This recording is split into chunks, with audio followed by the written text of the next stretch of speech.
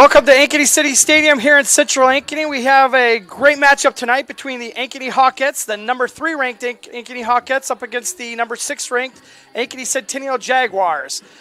Great matchup here tonight. Weather conditions I don't think could be any better than we've seen pretty much this whole spring. Going to be a little bit of a wind coming out of the east, it looks like, to the north, a little bit east-northeast right there. It's going to be a little bit of a factor, but should be a great night weather-wise for both of these teams. I'm joined by Justin Forrester, local coach via South Africa, who's going to join me tonight, expelling some of his soccer expertise and knowledge here. Justin, I think both of us have seen these teams multiple times this year. What are you looking forward to with this top 5, almost top 6 matchup here between the Hawkettes and the Jaguars? Well, you know, Austin, when you look at the past results, Centennial have dominated over the years. Both teams are 8-3 at this point. Both coaches will have their teams ready. It doesn't matter what's happened in the past. You know what the derby games are like, especially here in Ankeny. There's always going to be, it's going to be cutthroat, it's going to be aggressive. We see the tackles coming in. But again, I always look at domination in the midfield, and that can win you games. Yeah, it's going to have to start there. Justin and I were talking before the game, and I mean, Ankeny just got a strong tradition, a long tradition. Even when the school was together, it was a powerhouse at the same time. And then when the two schools split, that dominance in the girls soccer statewide has definitely kept up, and we're looking forward to a great game tonight. Weather conditions are going to be perfect. Looks like the Jaguars are going to be all black, and the Hawkettes are going to be in all whites as the teams are getting final instructions, getting last bit of warm-ups in before the game starts here. We'll be back in a few minutes with a couple words from our sponsors. We'll be getting ready for the starting lineups. We'll be seeing you in a second.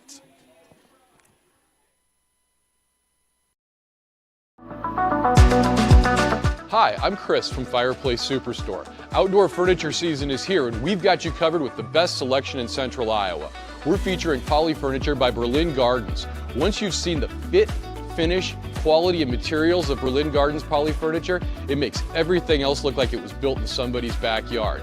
We also have Iowa's best selection of aluminum, wicker, wrought iron, cushion, and sling. Fireplace Superstore, just west of Homemakers at 109th and Douglas. It's our April sales event, now at DeArmond Ford Indianola. New F-150s, the best-selling truck for 47 years with 1.9% APR for 72 months, plus $1,000 cash. Get 0% for 66 months on both new Ford Explorers and Edges, plus $750 cash back on Explorer. And all-electric Mach-E, now only $460 a month. Save big during our April sales event at DeArmond Ford. DeArmondFord.com.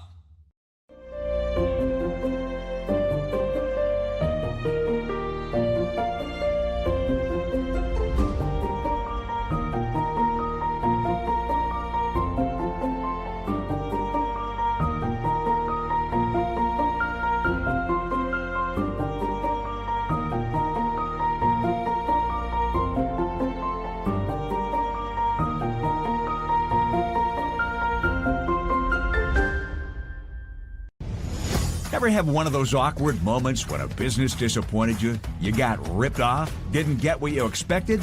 The Better Business Bureau can help you avoid these uncomfortable situations. BBB accredited businesses are honest, ethical, and reviewed annually by the BBB. Don't experience another awkward moment with a bad business. Trust the ones that operate with integrity. Look for the BBB seal. It's the sign of a better business. And find a better business anytime at bbb.org. And we're back at about 2 minutes and 30 seconds here before the game started. We've got both teams meeting in the middle of the field right now, exchanging pleasantries as they do the coin flip for the game tonight.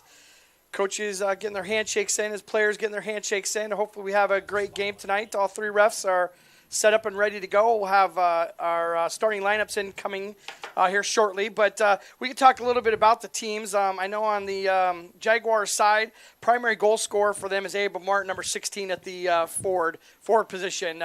Justin, have you gotten a chance to see her play much this year so far? I haven't seen her this season, but I know from the past she's been critical and very technical in front of goal. A player to watch out for, definitely Ava Martin. And then obviously behind her, you've got the midfield with Posma coming in as a number. She'll play as the playmaker, as a 10. Wearing jersey number 15, she'll be creative. Becker behind her and Conger as well in the midfield. But don't write out Gabby Lawrence and Avery Lewis coming down the left and right-hand side, adding a tremendous amount of pace that's going to help. And then obviously knowing Kenna Hilton as the right back, likes to get forward. She's also very, very aggressive, sees the game well. So it'll be very, very interesting. But then you look at the back line for Ankeny, the Hawkettes.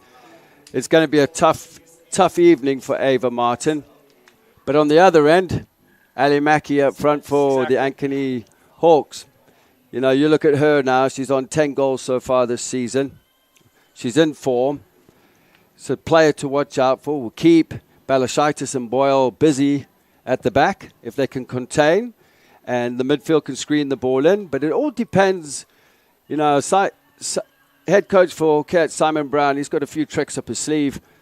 His game plan changes. He's very good at game management and adjustment situations throughout the game. I got about 15, 20 seconds here. Coach Forster, now we got three freshmen starting in the starting lineup for the Centennial Jaguars. As a coach, what do you they haven't experienced something like this as the Derby, with the crosstown Derby. What kind of things do you partake wisdom-wise for them as they get into their first game like this? Go and enjoy yourself.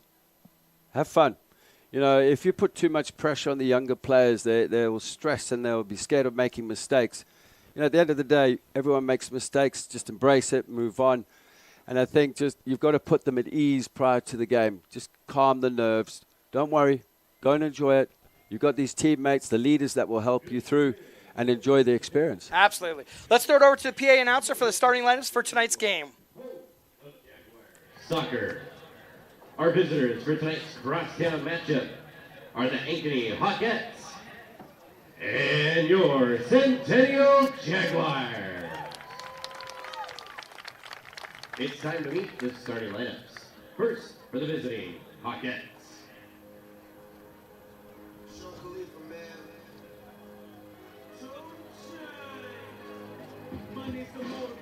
At forward, a senior, number 6, Emma Scott. At midfield, a junior, number 8, Cameron Dietz. midfield, a junior, number 10, Ellie Mackey.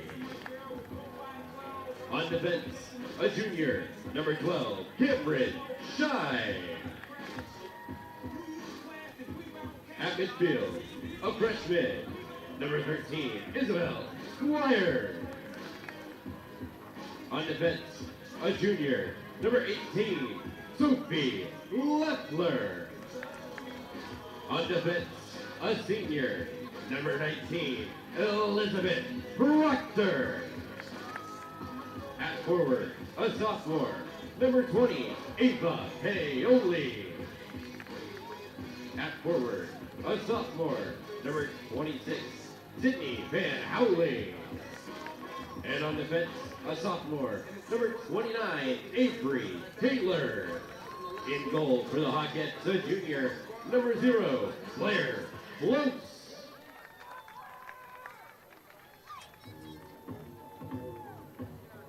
And now it's time to meet the starting lineup for your Centennial Jaguars. At forward, a senior, number 2, McKenna Hilton. On defense, a junior, number 3, Madison Balashitis. On defense, a senior, number 4, Avery Lewis. On defense, a freshman, number 9, McKenna Gray. At midfield, a senior, number 11, Gabby Lawrence.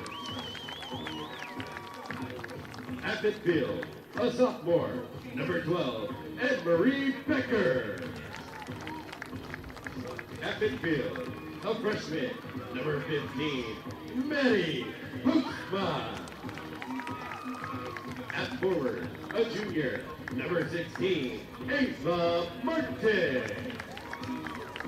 At midfield, a sophomore, number 20, Emily Conger. On defense, a sophomore, number 23, Evie Boyle. And in goal for the Jaguars, a freshman, number 99, Riley Litchfield.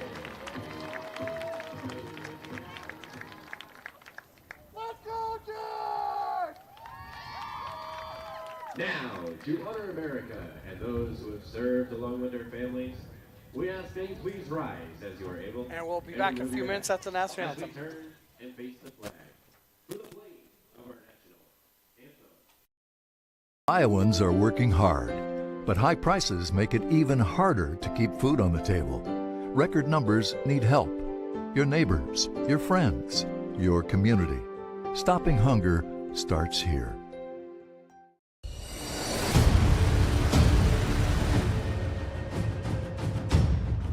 Hey, you two, we all want to be winners, right? The winning drive comes from choosing unleaded 88, a cleaner burning fuel made from corn. That way, we all win. Now give me some weight.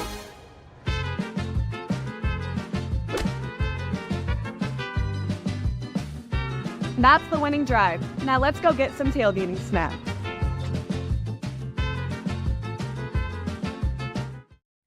Hi, Joe the Car Guy, head coach of Westside Auto Pros. When your car is on injured reserve, you want to get it back in the game as soon as possible, so bring it here to Westside Auto. I have the team of experts that can fix every automotive injury, whether it's a fractured joint, a broken part, or if your car just got its bell rung. We'll do a complete physical to make sure your car is game ready for the entire season. So bring your car to Westside Auto Pros and we'll get you back in the starting lineup in no time. Hey, you guys are dogging out there. Move it, move it, move it. Over 1,300 vehicles on WauKeeChevy.com. Schottenkirk Chevy Waukee. If we don't have it, you can build it. Newly expanded service department means we're hiring. See the openings on WauKeeChevy.com. Schottenkirk Chevy Waukee. WauKeeChevy.com.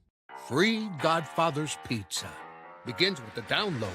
Order through my new online ordering app and start earning free pizza and sides. It's easy. Download the Godfather's Pizza online ordering app today. Do it. And we're back here in Ankeny as teams getting the final instructions either as a team or from their coaches as a Centennial Jaguars are meeting in their huddle for their final breakdown before the game starts. Once again, like I called out before, it'll be the Jaguars in all black. They're going to be going from the right to the left, and the Hawkettes will be in the all whites. They'll be going from left to right on your screen. Showdown of the ages here for this year, as both teams coming into the matchup with an 8-3 record.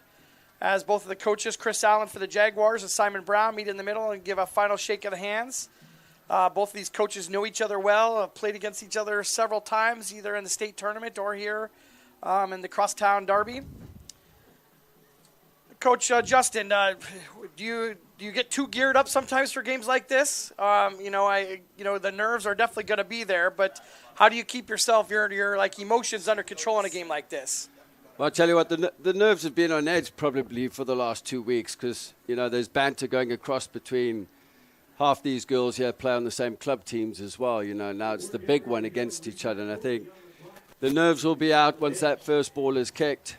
With both teams playing in a 4-3-3, I suspect that Simon Brown's team will come out with a 6-6 in the midfield.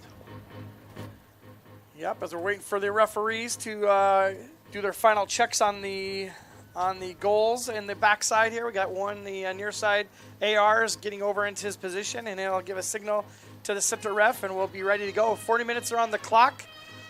The trumpet's sounding in the background, and we're ready to play soccer. About as good of a night as you could have as a team, as a player, right? With the temperature like this, kind of cool, but still a little bit warm. Just a slight breeze, but I tell you what, the conditions are absolutely fantastic out there. I think it's a perfect night for soccer here. High school soccer at its best right now. Yeah, especially with what we've been dealing with pretty much all spring with the rain and with the wind and the cold. It's definitely a welcome break here to have a beautiful night for this big soccer game. And we kind of do a trade of opening start salvos here as we go from one goal all the way over to the other goal. And that goal kick will go out of bounds. It'll be a throw-in for the Jaguars on the near side. That's going to be number 9, McKenna Gray, one of the freshman players here for the Jaguars. Has gotten a lot of experience over the course of the year so far, but she has a nice throw-in, connects up with her forward, Ava Martin.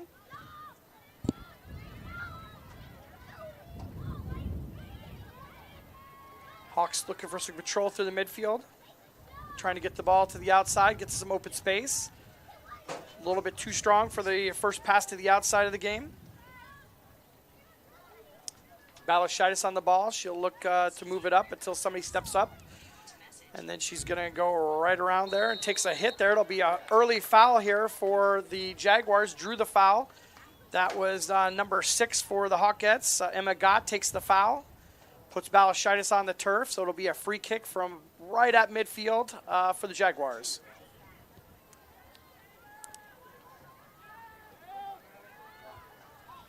Wasn't a very good ball played across the field. It's got to be hit with pace and behind. So first piece of defending here for Centennial. They give the ball up once again in the offensive zone here for the Hawkettes, but they do get control of it, start to move it out. Yeah, I think Balashitis would have liked to have that one back as soon as she saw where that kick was going and what was going to be happening there. Got with a nice little header, puts it into play.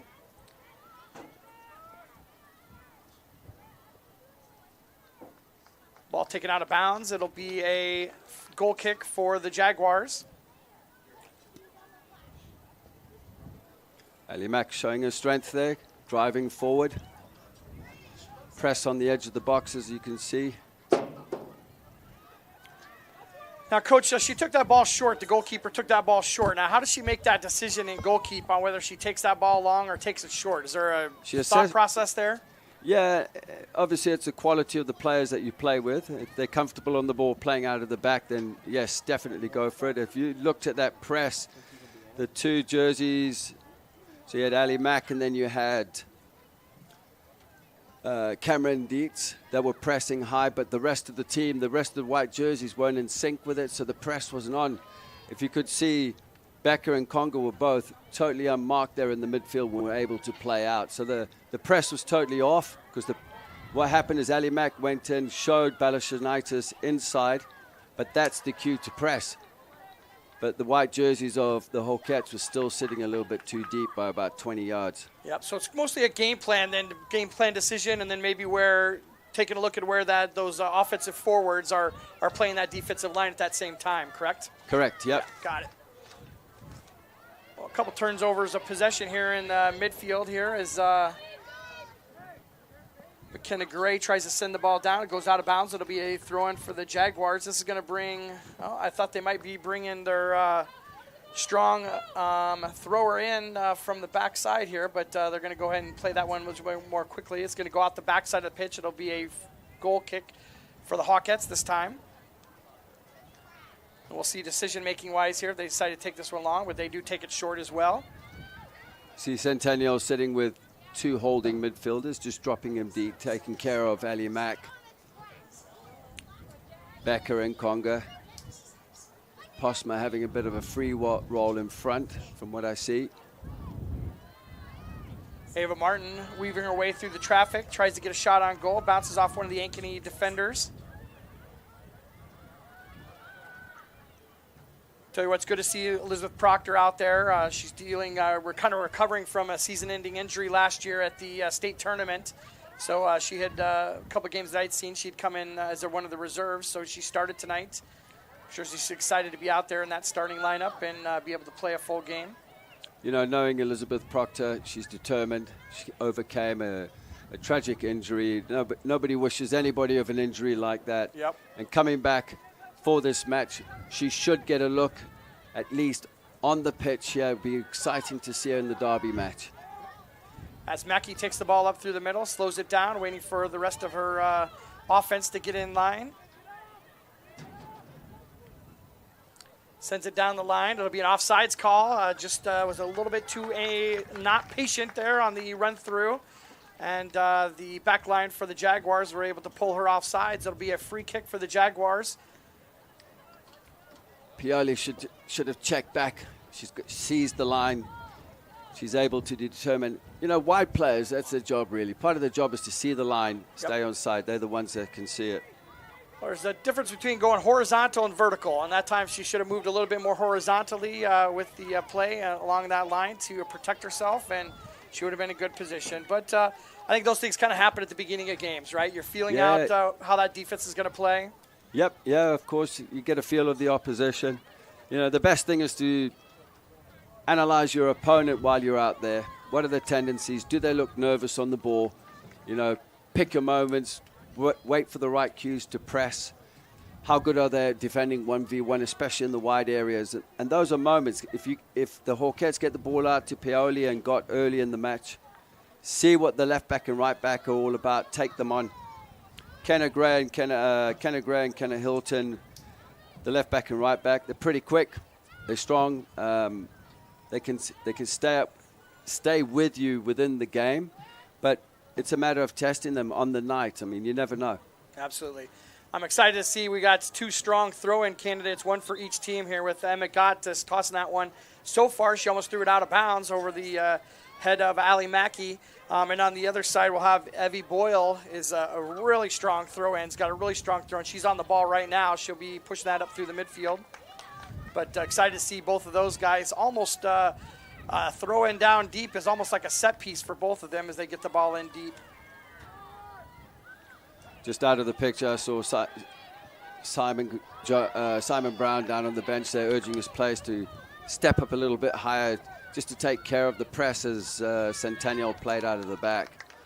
That's number 11, Gabby Lawrence, with a push forward there, but she sends it out of bounds. I think she was trying to draw the corner kick by knocking it off her defender, but the defender kept her feet off of her, and it'll be a goal kick as the goalkeeper, that's Claire Close, that's going to be putting into play, a junior, but she's waiting for one of her defenders to tie her shoes there before she starts out.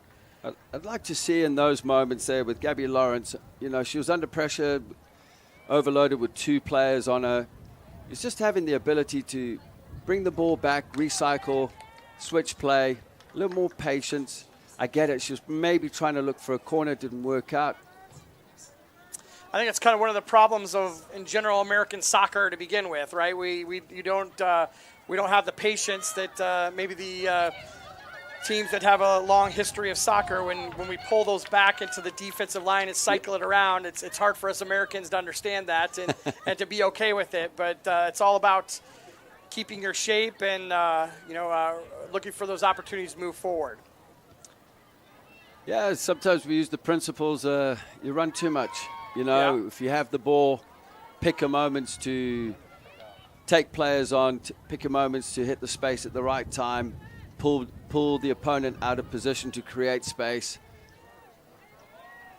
That's Cameron Dietz with a nice push down to the offensive zone where she's deep in there waiting for her defender to move, and the defender does a nice job of just stepping up and stonewalling that ball. Cameron Dietz didn't have any support. It was just 1v1. I noticed most of the players were just standing and watching. There was no movement to come and support that. Got Avery Taylor taking the ball across the middle, loses the ball, tries to get it back. Squires, one of the freshmen for the Hawkettes, on the ball, tries to send it in, but meets up with a Jaguar defender. Avery Lewis sends the ball out of bounds on the far side. It'll be a throw-in for the Hawkettes. Avery Taylor stepping up to take the ball.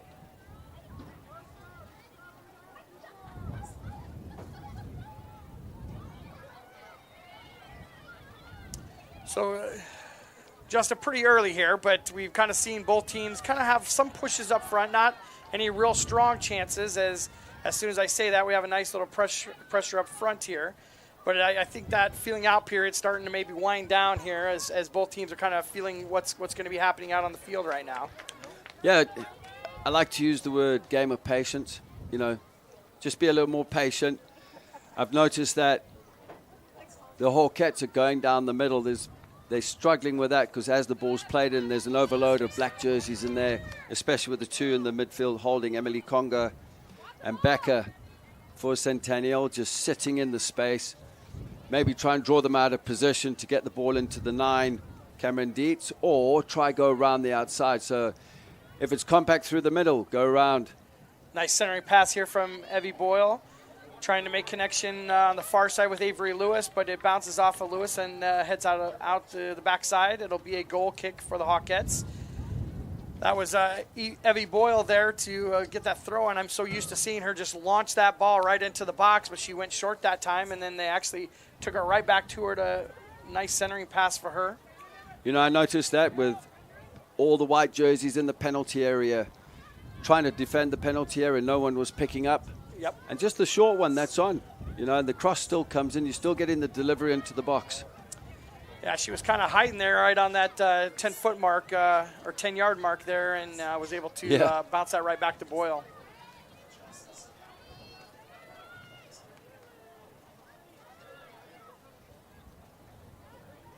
Boyle's confident on the ball. She moves it up a little bit, draws the defender to her to open up the field for another player.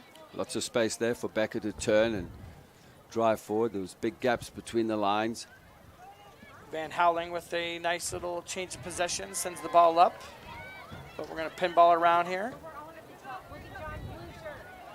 Proctor with a nice little pickup. She's going to take that ball downfield, tries to cross it into Mackey, but can't connect up as she gets the ball back.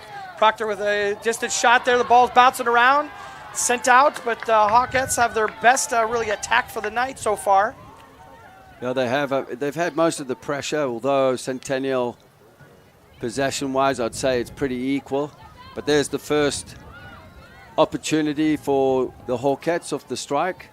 Goalkeeper didn't quite get a hold of it. Riley Litchfield. I'm sure everybody got kind of nervous when that bounced off of her and bounced out into the middle, but Jaguars were well in place to be able to clear that one out. The response was reactionary, exactly, instead of just let's see if it happens, go, And here's Emma Gott, one of these throw-in specialists as well. We'll see how far she can get this ball into there. Really nice throw-in from her, too. Puts that into the box. Gott stepping up, sends it into the midfield. Nice little chip shot there from Mackey. Just goes left of the frame. About a foot off, and that would have been a goal. Would have been a nice little chip shot goal. We'll see a replay of it. Justin, why don't you kind of walk us through this one? Ball wasn't quite cleared by Centennial. Half cleared out. Ball played across. Mackey just first time striking the ball. Great opportunity with the right foot just curling to the right-hand side of Litchfield's goalpost.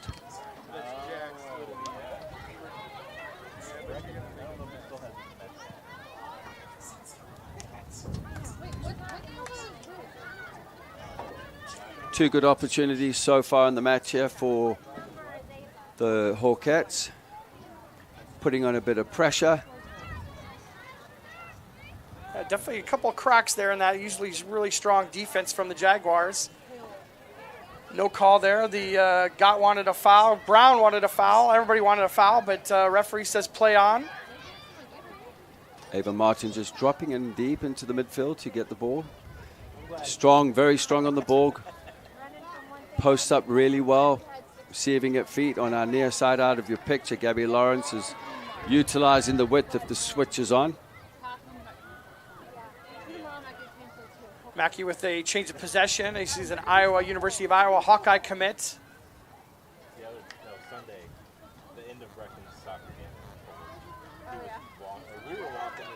Ball sent to the outside here. Gabby Lawrence with some room. Takes her defender one-on-one.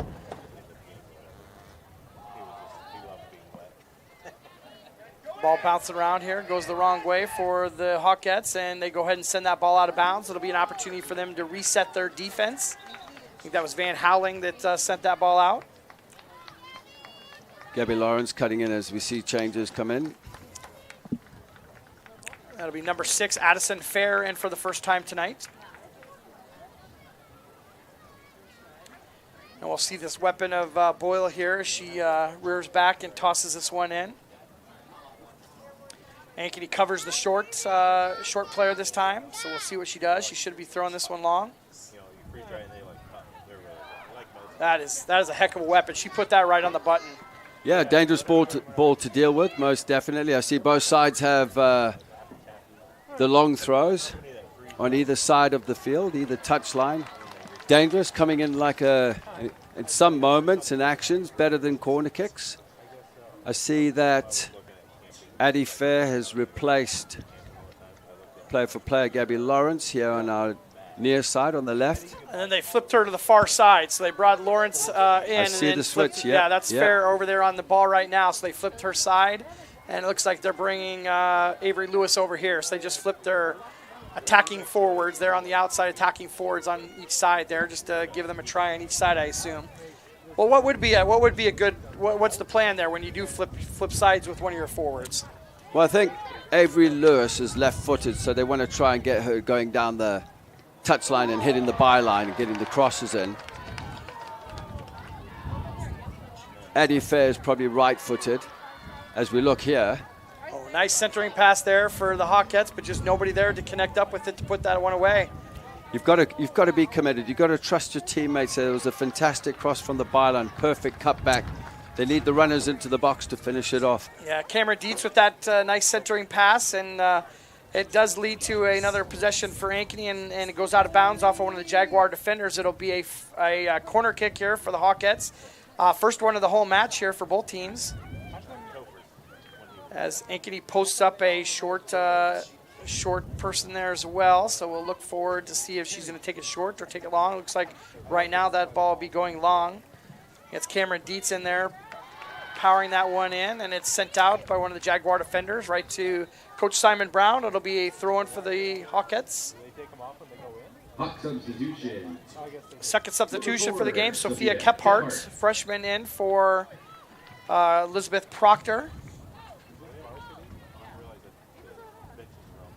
She gets right into the action with the throw-in right away here at the start. Boyle sends the ball long. Ava Martin looking to track that one down, but it's just going to be too much. She'll send it out of bounds. It'll be a throw-in for the Hawkettes.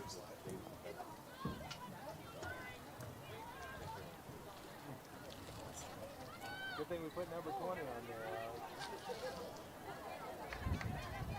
Gray and Mackey kind of clash hips there as both of them going for the ball, going for the header on that ball, but kind of just bounces harmlessly off of both of them. Squires in the midfield, connects up with Mackey.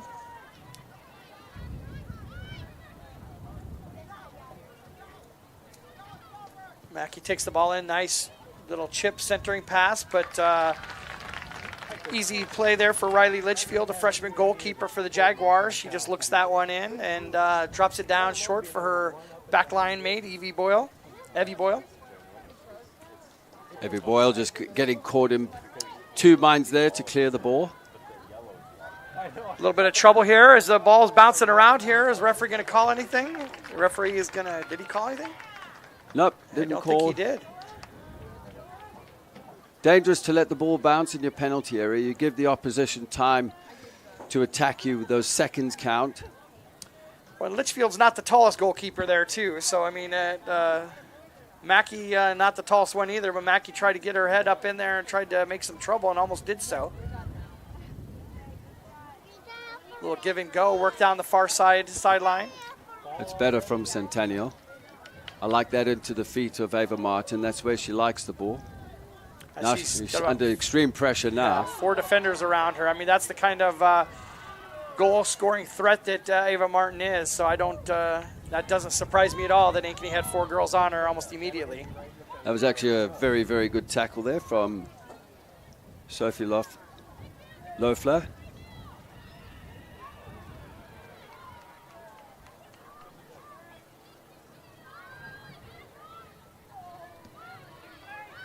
Nice room out here for the Hawkettes is Kephart starts to take the ball forward, but it's defended by her namesake number 4, Avery Lewis. She sends it out of bounds. It'll be throw in for the Hawkettes.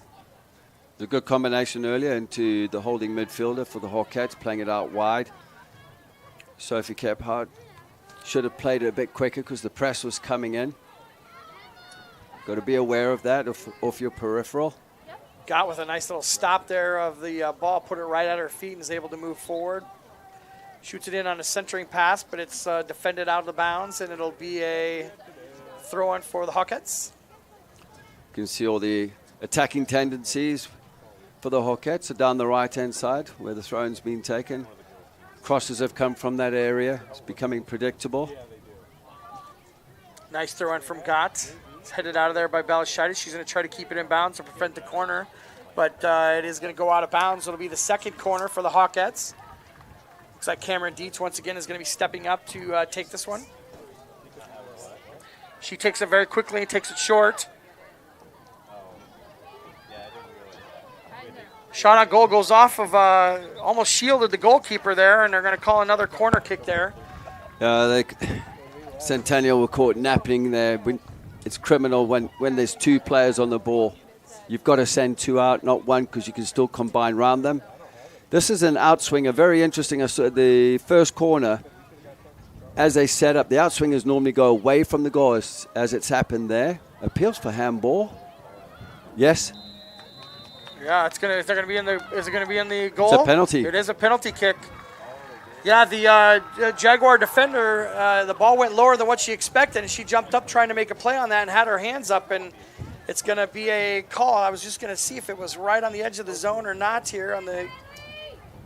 Yeah, she's well inside the box there, so that's going to be a penalty kick here for Allie Mackey. She's stepping up right now. I think that's Mackey, isn't it? It's not Mackey. I think that is Dietz, stepping up for it. She puts that ball away into the high left-hand corner. Score, Ankeny Hawks. They take a 1-0 lead in the Crosstown Derby. Let's take a look at that replay of that penalty shot here as our producers get that up for us. A well-taken free kick, although his goalkeeper's height. You can see that Dietz never changed her mind, stuck on a thought process. I'm going to play the ball into this area, played it, got the goal, put enough power behind it to the outreaching hand of Riley Litchfield. That was about as emphatic as you could be, and with that upper left-hand corner there, she put that one away where nobody could get it. The 3-step run-up, as we say. And the Jaguars put the ball into play. Down early here, 1-0 lead for the Hawkettes. 22nd minute of the first half. Once again, that's Dietz at the 22nd minute. Now, Coach, do you change anything mentality-wise for either team here when you go down? You know, I guess it's not early here. We're 22 minutes into the first half here. But what kind of – do you change anything here? Do you I don't think the Hawkettes don't need to change anything. They need to keep playing the way they're playing. They don't need to make any personnel changes on the field. I think Centennial just need to elevate their intensity mentally. That's the big word I'm looking for here. Caught on the corner with a short corner. Then the second one, the penalty, just rational the hand coming up, giving away the penalty. But they really need to nullify the situation here defensively with the overloads here on our near side. So the Centennial left-hand side, maybe one of the holding midfielders comes in to support. Also noticed on the long throws, there's nobody screening the target player. Yep. If they get both sides, I've seen it on both sides. So if you get a player screening, it's going to make it difficult for them to win and flick it on. I'm just very surprised with that situation. Not one of the players have actually come 5 yards to get it at feet. Yeah, I got a substitution in, number 14, Kaylee Treberg into the match. And I think we got McKenna Hilton coming back into the match as well. They got her moved over here to the near side here, playing a forward position now. So I know that she's a high-energy player, so that's what maybe one of the coaches moves there to try to change things around as Mackey tries to play another crossing pass there, and it's bouncing around right in front of the goalkeepers here. Centers the ball down, going to go off the far cross post, bounces around, and a defensive player throws himself. I think that was Evie Boyle, saves a goal as the goalkeeper was kept out of position. Evie Boyle off the line, but off the post as well. Again, the situation from the right-hand side, inside the penalty area. As we look at this again, but what a strike here from Gets just off the inside of the post, rebound, black jerseys round it. That's commitment there in the penalty area with Evie Boyle just launching at the ball to clear it off the line. God had really two opportunities to put that one away and almost put away both of them. Off the pole on one and then off of a defender on the other. Could have easily been 2-0 Ankeny here in just a matter of seconds as the Hawkettes continue to put pressure on this Jaguar back line. Got again with the steal, and in a great position is Mackey tries to send a shot out, goes off the defender. It's going to be another corner kick for the Hawkettes as the pressure continues to mount on this Jaguar defense. This will be a Hawkette corner kick. Cameron Dietz once again will be stepping up. The goal scorer will be stepping up to take the corner kick. A different set piece, as you can see how the players are lined up. Looks like they're even changing things a little bit as the play opportunity for the play develop here. Dietz puts the ball into play. Low and short again. There's Evie Boyle just clearing the ball. Avery Taylor of the Hawkettes just threw her body at that. Kind of knocks that ball down, but ends up going out of bounds. It'll be a throw-in for the Hawkettes. Substitution coming in again. That's Elizabeth Proctor coming back into the game, taking the place of Aya Paoli. So it looks like Proctor will be playing a little bit more of a attacking midfield there on the outside rather than defending. So that's her on the ball right there. She sends the ball into the box. That'll be picked up by Riley Litchfield. I see Emma Gott's gone to the left-hand side in the attack, and Proctor's come to the right-hand side on our near side. On the other side, Emma Hilton is pushed up front. She's quick. She can play that position. That was her regular position. I know she has been utilized in both positions, at the back and up front. Yeah, Hilton with a nice little heel kick as one of her counterparts moved by her, put her right on her foot, and allowed Maddie Postma to push up fairly easily as they've got the ball in pretty deep here. Piper Zeman with a couple touches. She's one of the new substitutions in for the Jaguars. It's a better passage of play here. That was Emily Conger, rather, not Zeman. Good entry ball from Conger into Ava Martin. The only thing is Ava Martin has got 2 to 3 white jerseys around her. She needs support underneath so she can play the bounce pass or the give and go.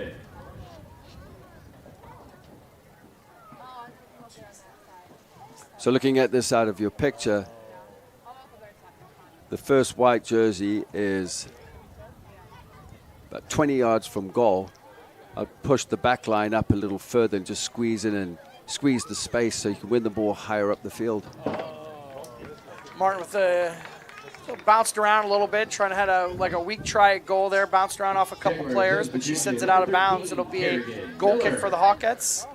As number 13 for the Jaguars, Kerrigan Miller's into the game. She's replacing Emily Conger. She'll be moving into the attacking midfielder spot, it looks like.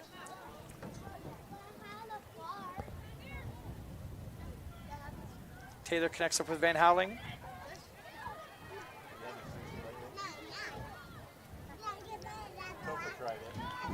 Balshitis and Conger meeting up. Balshitis with some room. She's going to take it up. Mackey looks to move some of that space out of there, but a weak shot sent into Claire Close. She gobbles that one up and is looking to put the ball back down the field. The idea was there from Kenna Hilton, just playing the ball around the corner with the right foot.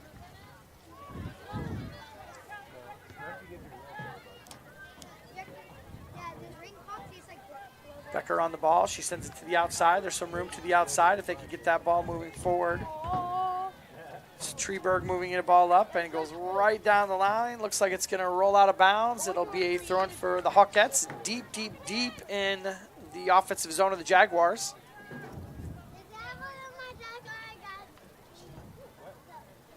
Lee Centennial, the Jaguars, trying to get a rhythm after taking that onslaught from the Hawkettes, conceding the goal, and then another one off the post. Hopefully it doesn't turn around and bite them in the back at the end of the match. Not finishing off the chances when you need to. It'll be a throw-in for the Jaguars here. I think they've enjoyed a little bit of possession here. It's probably just what the doctor ordered here as a coach.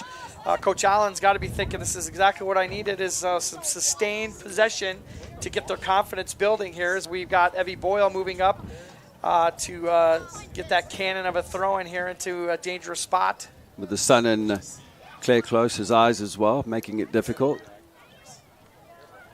Close tries to go out there and play it. She's offline. Nice little chip shot almost over everybody. Bounces off the top of the frame. The intent was there from Kenna Hilton. It was take the opportunity while it was there. Unlucky coming off the crossbar. Again, I just noticed that, and it could affect the goalkeeper as well, Claire Close. Yeah, she tried to jump out there and play it. That little chip shot from Hilton almost scored. I mean, we're talking 6 inches maybe, yeah, just a little bit deeper, and it probably would have popped in because it definitely had cleared all of the defenders there and just happened to hit off the top of the crossbar. The intent was there, most definitely. Love the creativity of the chip shot, trying to get it over everybody, though. A substitution for the Hawkettes, Emily Conger back into the game. She'll take, not Emily Conger, it's going to be Ava Paoli back into the game, and she'll take the place of Emma Gott, give her a rest. She's been running like crazy up there as forward. This is when you'll see the rotations coming into the game as we reach the latter part, under 10 minutes left.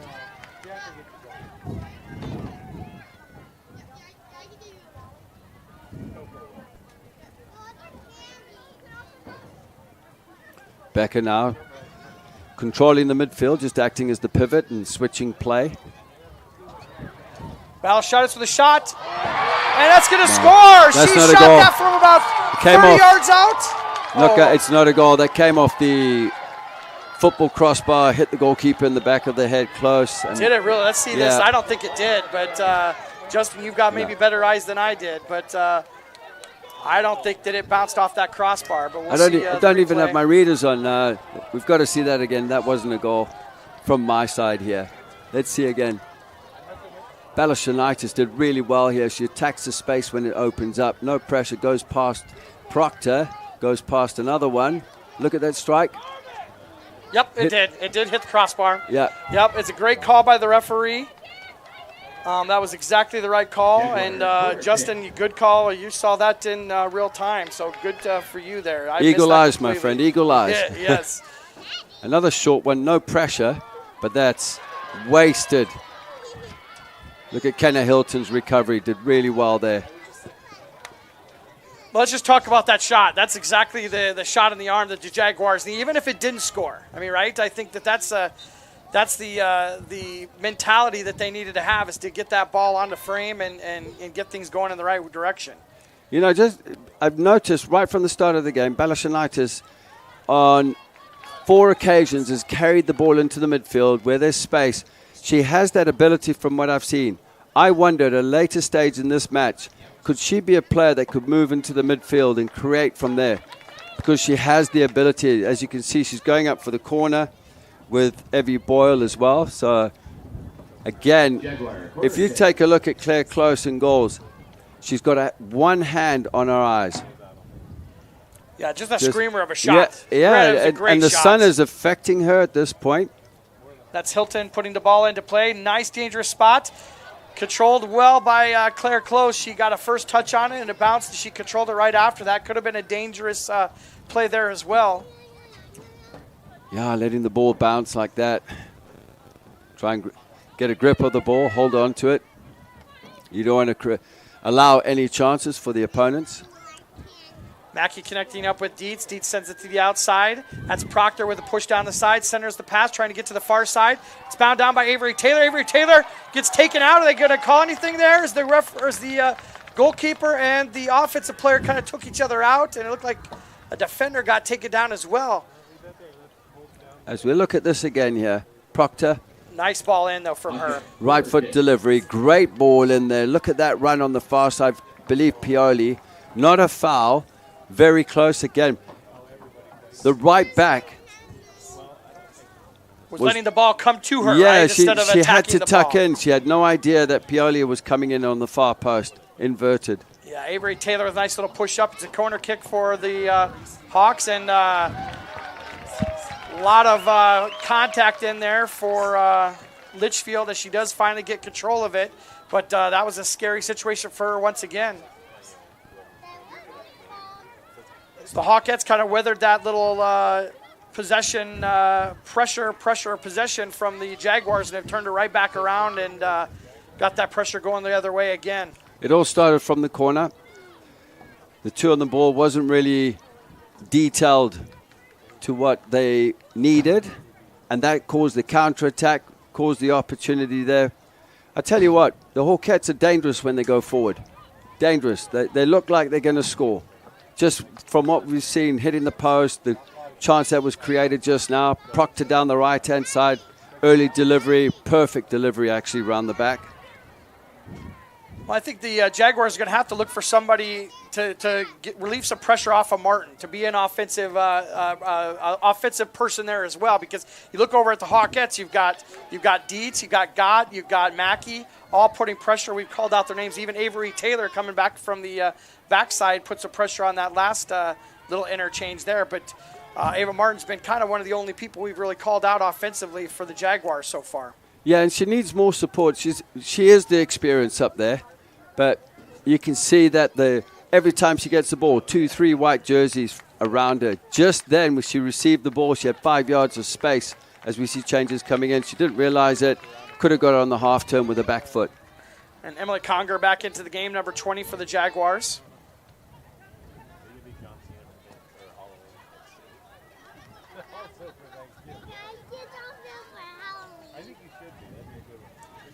Jaguars with a little bit of possession. Flip the field. Going to be moving it up down the far side. Emery Becker setting it up.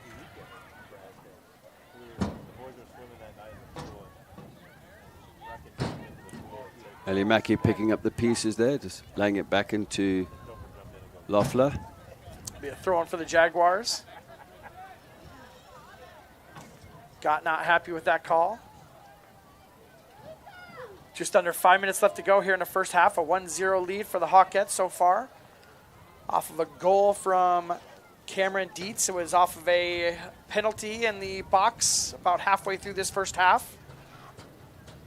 Dietz took that penalty kick and put it away for a 1-0 lead.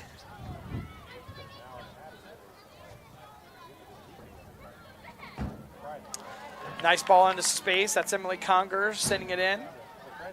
Two defenders converge on that ball. It bounces off one of those defenders, and it'll be out of bounds. That'll be Avery Lewis with the corner kick. She also drew that corner kick, so she's going to step up and take this set piece as we near the 4-minute mark here in the first half.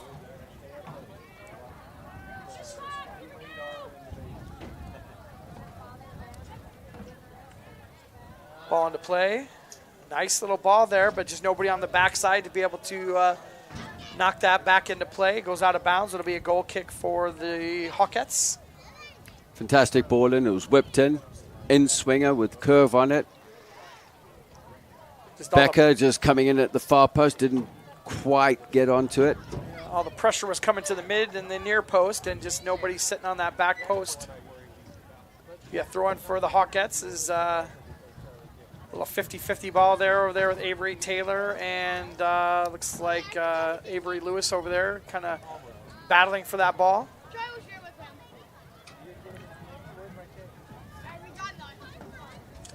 Balashitis sends it into the goalkeeper. Back out to Balashitis. She connects up with the midfield, tries to kick it to the outside, but that's stolen. It's Ava Paoli down the far side, trying to get a ball there to get a corner kick, and I think she is going to draw a corner kick here, or what do they call here? Yep, it's going to be a corner kick. Balashitis playing that entry ball, breaking the lines. It was expecting Conga to come into the space to receive it. It was the type of pass that Balashitis was looking for into feet. And looks like Dietz was going to take that ball, but then looks like she's deferring to Sophia Kephart, freshman defender. Pocket corner kick. She puts the ball into play. Nice spot there. Heads tried to jump up there. Cameron Scheib steps up and kind of goes off of a defender, and then Riley Litchfield able to grab that ball and put it back into place. She plays the ball short on a throw. Another good ball played in by Kephart. What a tackle there. Nice little tackle there. Gets the ball, sends it into the middle.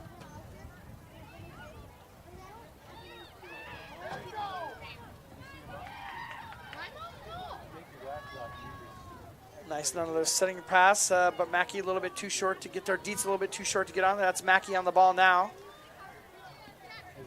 Sends it into some open space for Gott, but Gott was staying on her line and didn't move. Gott defends that ball, drops down to her, kind of right in front of her, 50-50 ball. The Jaguars are able to send it out a little bit. Avery Taylor with a touch. Nice little ball stop, sends the defender right by her. The shape's changed here for the Hawkettes. They've gone in with Proctor going into the midfield by the looks of it, and they're rotating positions here. Gott coming out to the outside as well. A substitution here with just under a minute left to go. It's Marley Buchan coming in. She relieves Elizabeth Proctor. Throw in for the Hawkettes.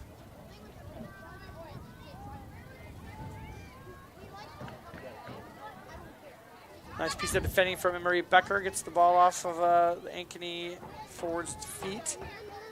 They connected up with the midfield. Maddie Postma able to turn and has a little bit of space. Mackey defending. Nice ball sent down the line. 10, 9, 8, 7. Dangerous ball at the very last couple seconds here of the first half, and they'll send it out. 2, 1. That'll bring us to halftime. It's a 1-0 lead for the Hawkettes off of a penalty kick by Cameron Dietz about halfway through the first period. That's the only scoring here so far in the match. What'd you see so far, Justin, that you liked and maybe didn't like here with the game? Well, I'll tell you what, I thought the Hawkettes were dangerous going forward, predictable down the right-hand side, the left-hand side of Centennial. They are getting in behind the left back of Centennial, getting crosses in. I think it's something that needs to be addressed at halftime. The Hawkettes playing well, doing the right things at the right times, overloading the central areas. They've got the goal. They could be 3-4-0 up right now. Absolutely. We're going to cut to the halftime show. We'll be back after that. Maybe some more thoughts right before we start the second half. 1-0 Hawkettes lead over the Jaguars. Big during our spring sales event going on now at DeArmond Automotive Knoxville. Get up to $15,000 off MSRP on the new 2024 Ram 1500. Up to $5,000 off MSRP on the 2024 Grand Cherokee L. The 2023 Jeep Gladiator with up to $15,500 off MSRP. And the 2024 Ram HD Cruise starting as low as $53,990. Spring sales event going on now at DeArmond Automotive Knoxville. DeArmondAuto.com. Hi, I'm Chris from Fireplace Superstore. Outdoor furniture season is here, and we've got you covered with the best selection in Central Iowa. We're featuring Poly Furniture by Berlin Gardens. Once you've seen the fit, finish, quality, and materials of Berlin Gardens Poly Furniture, it makes everything else look like it was built in somebody's backyard. We also have Iowa's best selection of aluminum, wicker, wrought iron, cushion, and sling. Fireplace Superstore, just west of Homemakers at 109th and Douglas. Hello, everyone, and welcome to your halftime break show of tonight's soccer match. We really appreciate you for sticking with us here during halftime. We'll get you right back to the second half in just a couple minutes. I'm Blake Walker. I'm your host this evening. We're going to go over some of the newest rankings from the IHSAA and the IGHSAU. We'll go over some of your top save leaders, some of the best goalies in the state here in the Central Iowa Metro League. And then we're also going to talk about a shattering, record-breaking performance by Addison Dorenkamp of Valley at the Drake Relays. Let's jump right into the rankings as of today. We'll start on with the boys' rankings. Johnston, still the number one team, still the defending state champions at 9-2 as of the recording of this on Monday, April 29th. Dowling Catholic is at 2. They lost to Johnston last week, 1-0. Waukee Northwest is at 3 at 8-2. Iowa City West is 4th at 9-1. And Valley rounds out your top 5 at a 9-3 spot. Linmar in the 6th position, Bettendorf in 7th, Des Moines Roosevelt holds serve in 8th. The only undefeated team left in Class 4A, Iowa City High, is at the 8-0 spot, and Pleasant Valley rounds out your top 10 at 9-2. Over on the girls' side, at the top of Class 3A, Waukee Northwest still leads the way. West Des Moines Valley is at 2. How about Ankeny? Jumps all the way up from 6th to 3rd. The Hawkettes are in the 3rd position. Waukee is at 4. They jump from 8th to 4th. Quite a bit of movement this week. Pleasant Valley drops from 3 to 5. Ankeny Centennial drops from 4th to 6th. Linmar to 7th. Bettendorf makes a big jump from 13th to 8th. Iowa City High remains at the 9th position. Southeast Polk drops to 10th. Iowa City West at 11th. Urbandale at the 12th spot. Dubuque Hempstead at 13th. Johnston, your defending state champions, fall back to 14th. Mason City rounds out your top 15 at the 15th position. Cedar Falls is the only team to drop out this week. Let's take a look at some save leaders this season, starting with the girls' side. Caitlin Huhel, the freshman out of Urbandale, leads the CIML in saves. These are all CIML leaders. 84 saves this season for the freshman. Victoria Spann, the senior out of Waukee Northwest, 55 saves this year. Lauren Knighty, the junior out of Waukee, with 50. Delaney Ford, the junior out of Johnston, with 49. And Claire Close, the junior out of Ankeny, with 34 saves. That's 5th best in the conference. On the boys' side, Mason Arafa, the senior, 70 saves this year for Southeast Polk's number 0 goalkeeper. Alexander Poitin, the sophomore out of Valley, 50 saves this year for the Tigers. Jackson Dockendorf, the sophomore out of Ankeny, in 3rd with 49 saves. Cole Hansen, the senior out of Johnston, the goalkeeper, has 43 saves this year. That's 4th best in the class. And Magnus Bruning, the junior out of Waukee, we saw him last week up against Indianola. He has 37 saves on the season. That is 5th best in the conference. And finally, want to give a huge shout out to Addison Dorenkamp, the senior out of West Des Moines Valley. She is the girls' 3,000 champion at the Drake Relays with a time of 9:23.69. That is a Drake Relays record, and get this, it is the 2nd fastest time in the country. That is all 50 of the states of the United States of America. Addison Dorenkamp is a freak of nature, and goes on a tear at the Drake Relays in the Blue Oval. We are excited to see her at the state championships in less than a month.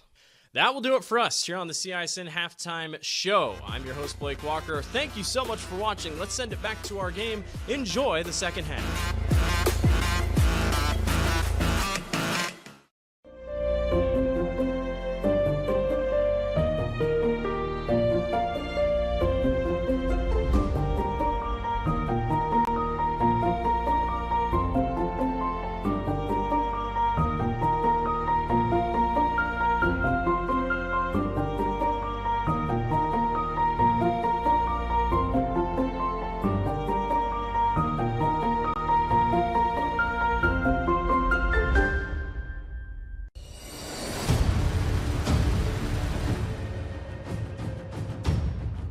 Hey, you two, we all want to be winners, right? The winning drive comes from choosing unleaded 88, a cleaner burning fuel made from corn. That way, we all win. Now give me some weight.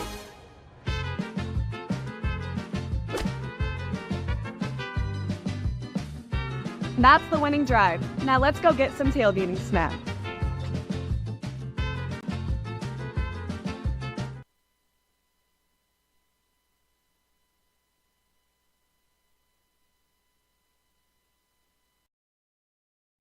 Hi, Joe the Car Guy, head coach of Westside Auto Pros. When your car is on injured reserve, you want to get it back in the game as soon as possible, so bring it here to Westside Auto. I have the team of experts that can fix every automotive injury, whether it's a fractured joint, a broken part, or if your car just got its bell rung. We'll do a complete physical to make sure your car is game ready for the entire season. So bring your car to Westside Auto Pros and we'll get you back in the starting lineup in no time. Hey, you guys are dogging out there. Move it, move it, move it. Over 1,300 vehicles on WaukeeChevy.com. Schottenkirk Chevy Waukee. If we don't have it, you can build it. Newly expanded service department means we're hiring. See the openings on WaukeeChevy.com. Schottenkirk Chevy Waukee. WaukeeChevy.com. Free Godfather's Pizza begins with the download. Order through my new online ordering app and start earning free pizza and sides. It's easy. Download the Godfather's Pizza online ordering app today. Do it.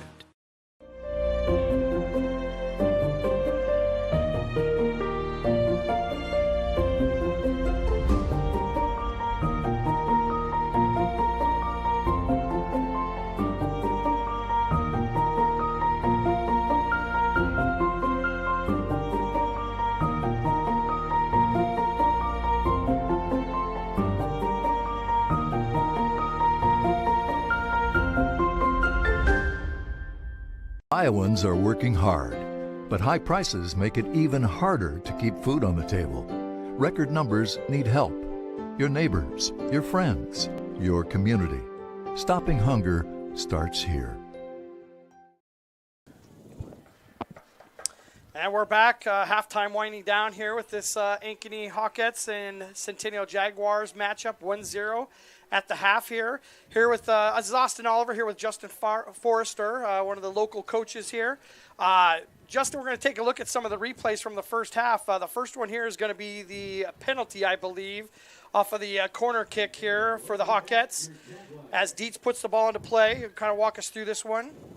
Yeah, so Dietz just playing the corner, hand going up, just a rush of blood to the head. It was an obvious penalty.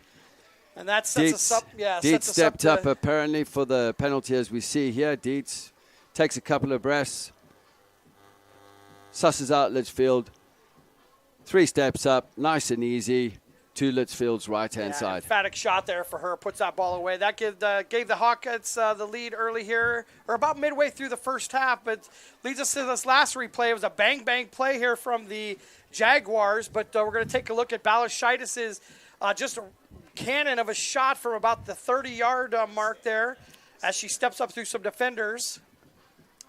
But look at the power there. Balashaitis has the ability to strike a ball, drive past players, 1v1. That coming off the football crossbar, off the goalpost crossbar, and the back of the goalkeeper, and then going in. So close, can counter chickens. Nope.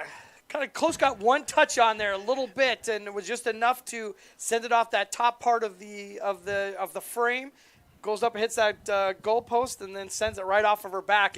And in real time, Justin, you called it exactly right. I called it exactly wrong because I thought I saw that it might actually be a goal, but you were right on the money with the call off of the goal post, and most of the players had thought that as well. So could have been an equalizer, but it wasn't so.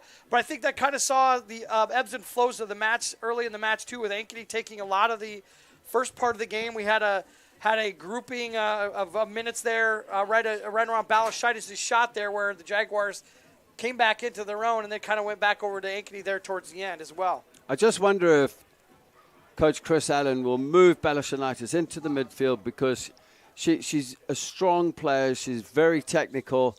And like you just saw there, has the ability to carry the ball in space, take on players 1v1, create opportunities like we saw there. That could be a change later on.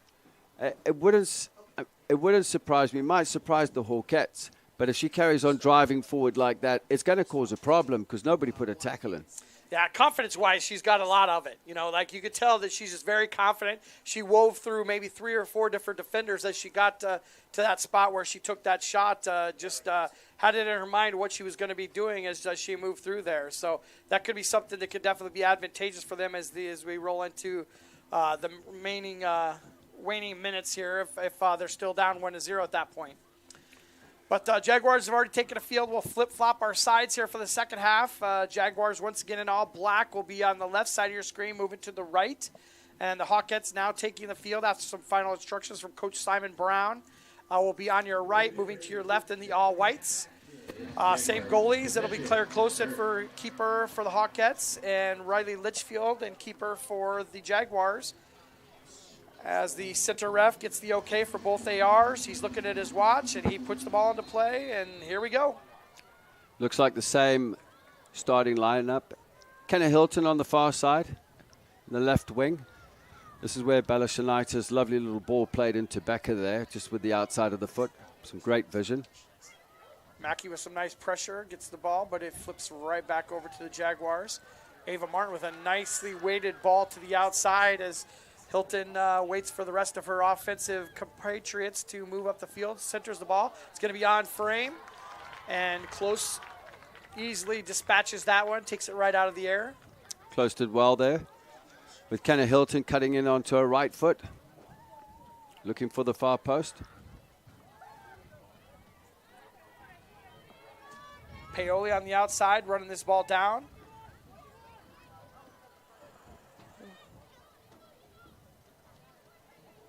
Boyle tries to step up there. Good second tackle there from Avery Taylor. Avery Taylor did well there against Paoli, just standing up, keeping the ball within the middle of her body, waiting for Piola to make a mistake. Van Halling sends it in to Squire. Squire sends it to the outside.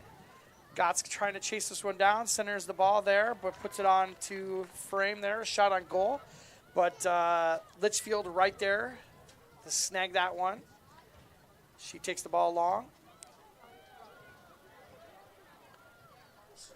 Postman with the ball, takes it up the field, looking for the next pass.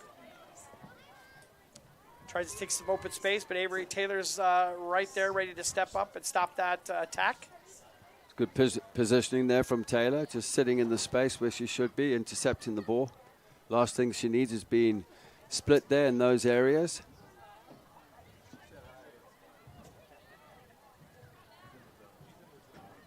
Boyle shanks the kick out of there, goes out of bounds. It'll be a throw in for the Hawkettes.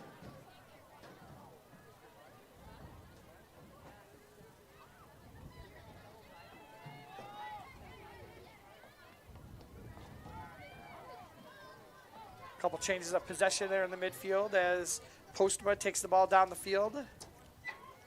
Connects up with Hilton. Hilton loses the ball, trying to chase that ball back down. Looks like Balashitis is going to be the first one on the ball.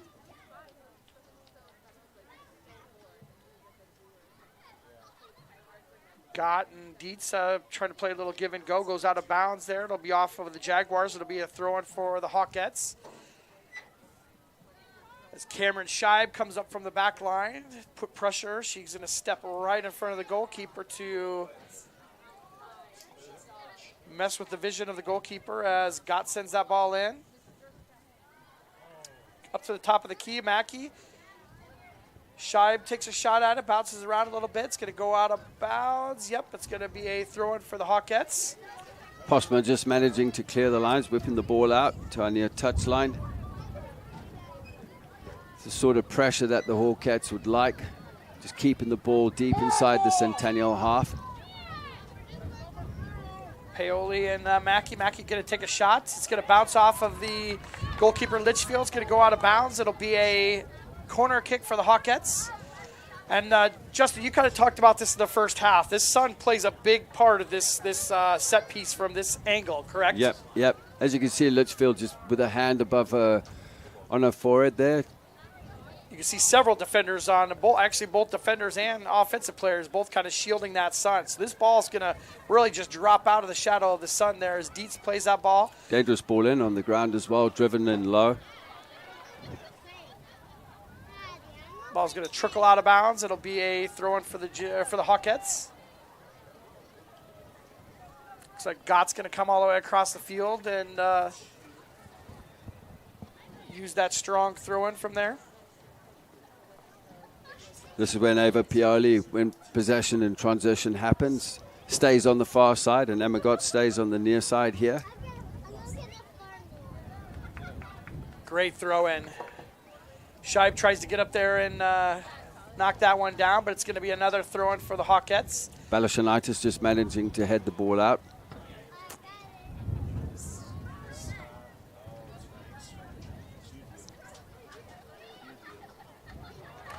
Well played there by Litchfield. She just rises up and takes that ball.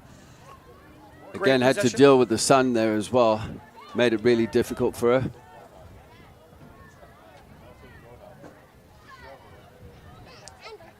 Ava Martin with some control. Looking for her next outlet.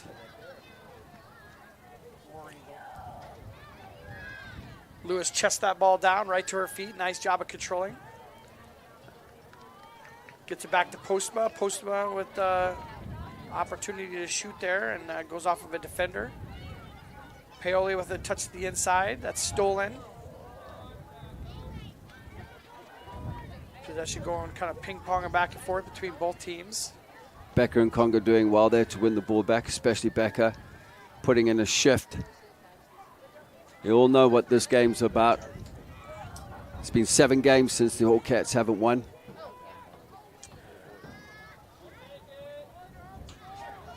Couple state titles between the two of them in the meantime there as well.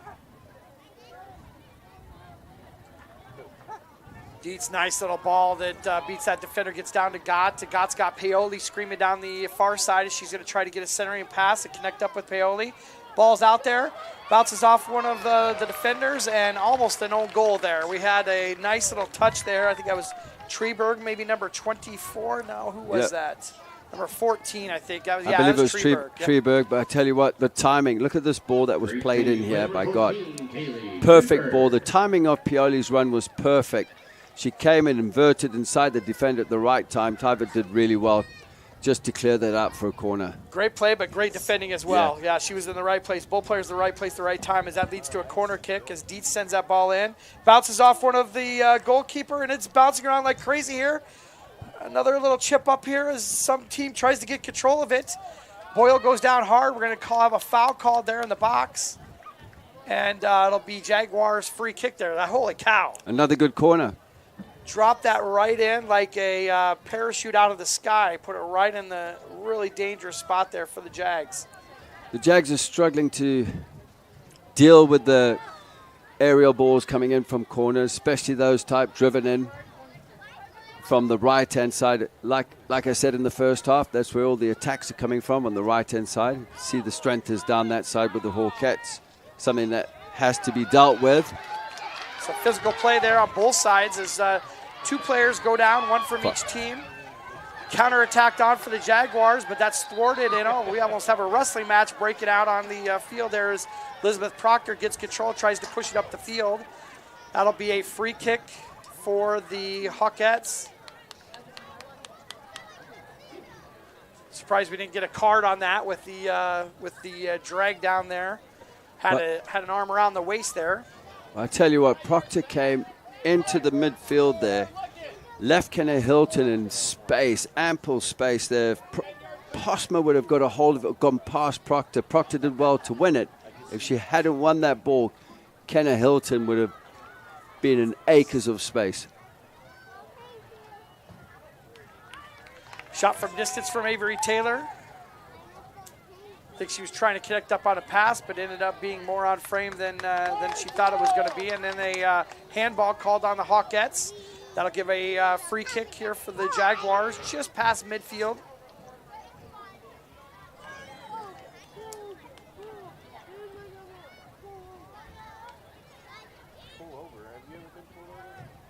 Boyle stepping up to take this long ball. She strikes it well. Ben Howling just managing to head the ball into the direction of Mackey. Dietz puts some pressure on Balashitis. Balashitis just flips that ball right past her and moves the ball up the field. Balashitis showing her qualities there and reading the game. Very composed at the back.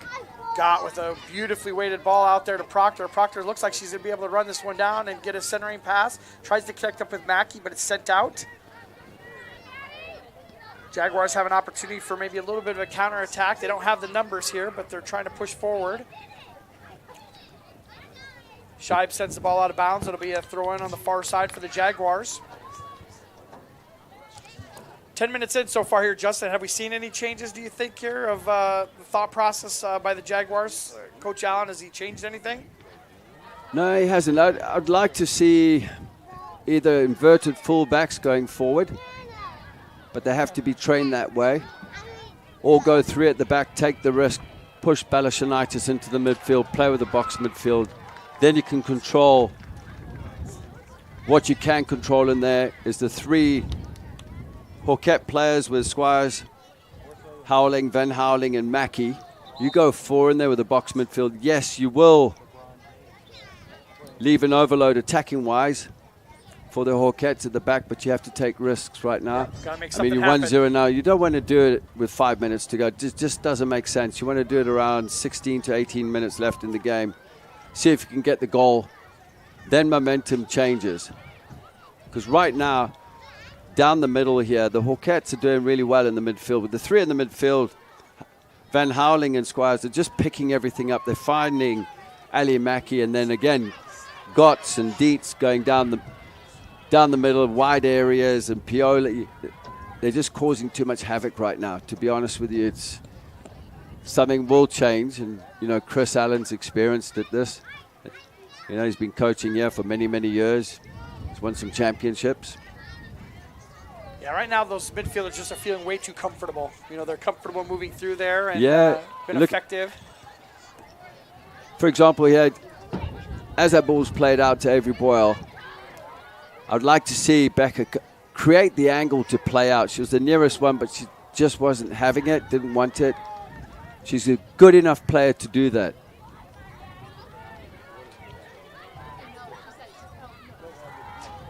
Nice little play by Maddie Postma. She tries to send up and connect up with Hilton, but ball stepped up in front of her with one of the Yankee defenders, and they have to cycle it back.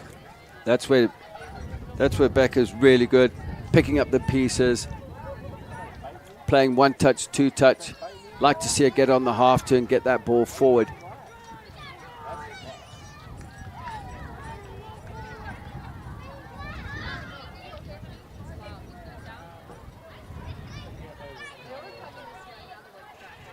Ball's out of bounds. Going to be a throw-in for the Jaguars.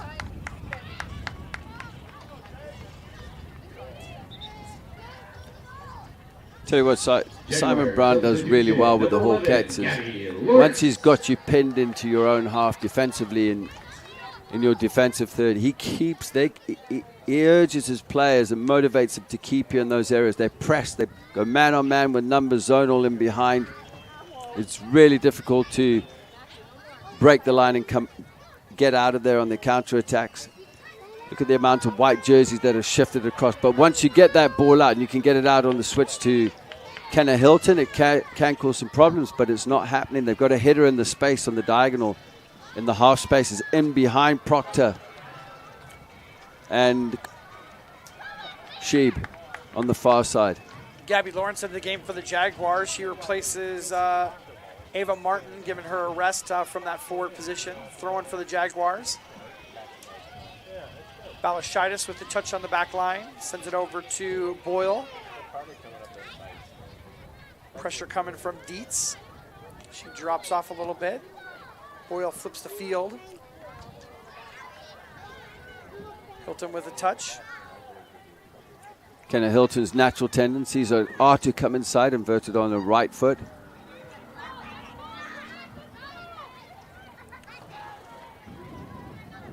Balashitis steps out, heads that ball back down the field.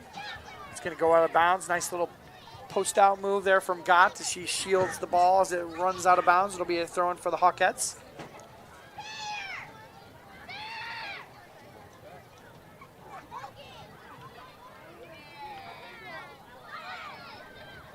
Yeah, that wind I mentioned at the beginning of the match really hasn't played a factor at all. Justin, do you think at all? No, not at all. Great night for soccer. It's been entertaining. Looking at the flags at the south end of the field here, and they're still blowing a little bit, but I really haven't seen the play be affected at all so far. So it's, like you said, about a perfect night for these gals. You know, look at it. Quality teams, quality players can change games no matter what the win factor is. Great tackle there from Evie Boyle. But look at that there. Yeah, Paoli steps up, and yeah, just a physical 50-50 ball as both players go down, Boyle and Mackey. It's good defending from Isabel Squires, just blocking that pass. Like today, defending, tackling is about intercepting passes, then changing the momentum into a counter-attack. 4 moments of the game in transitions.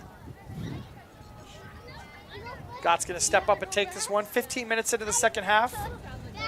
55th minute.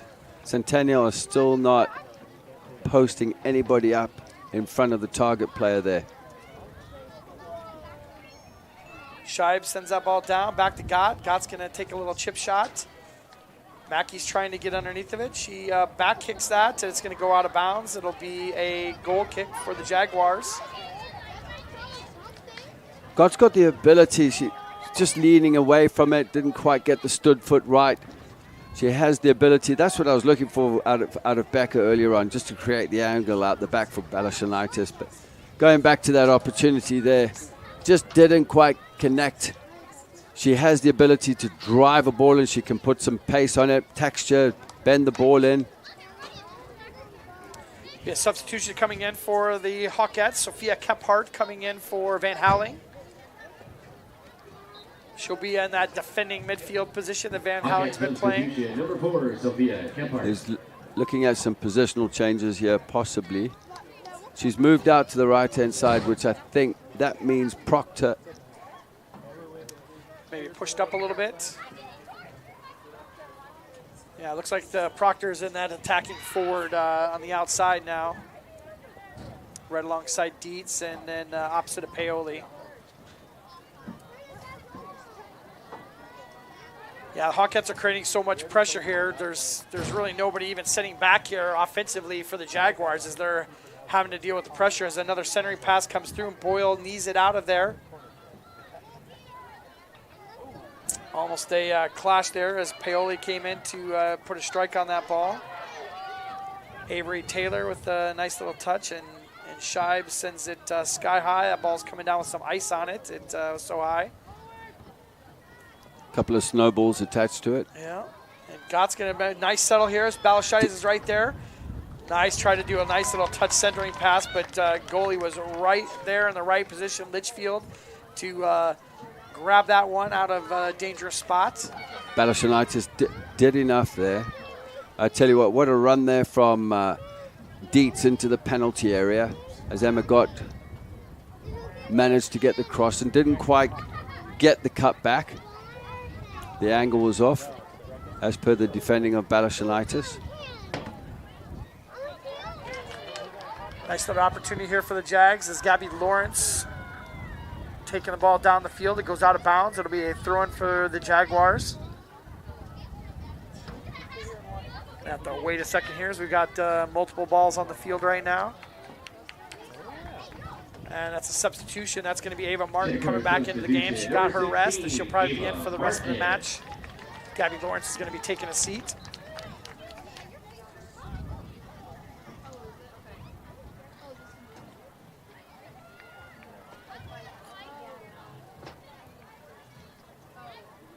Ball goes out of bounds. It'll be a throw-in for the Hawkettes now.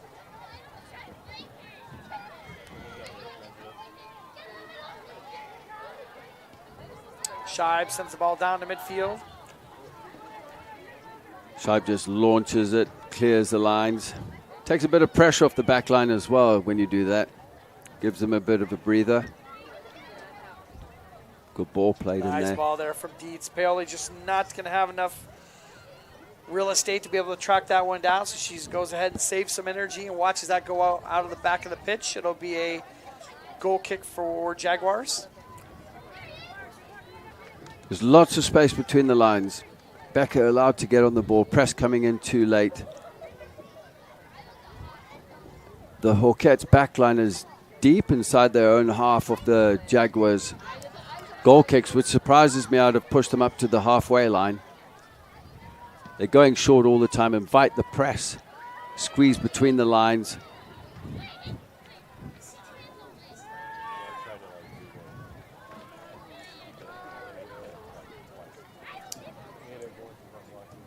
Close taking her time to pick that one up, trying to waste as much time as the Hawkettes are nursing this 1-0 lead off the penalty kick in the first half.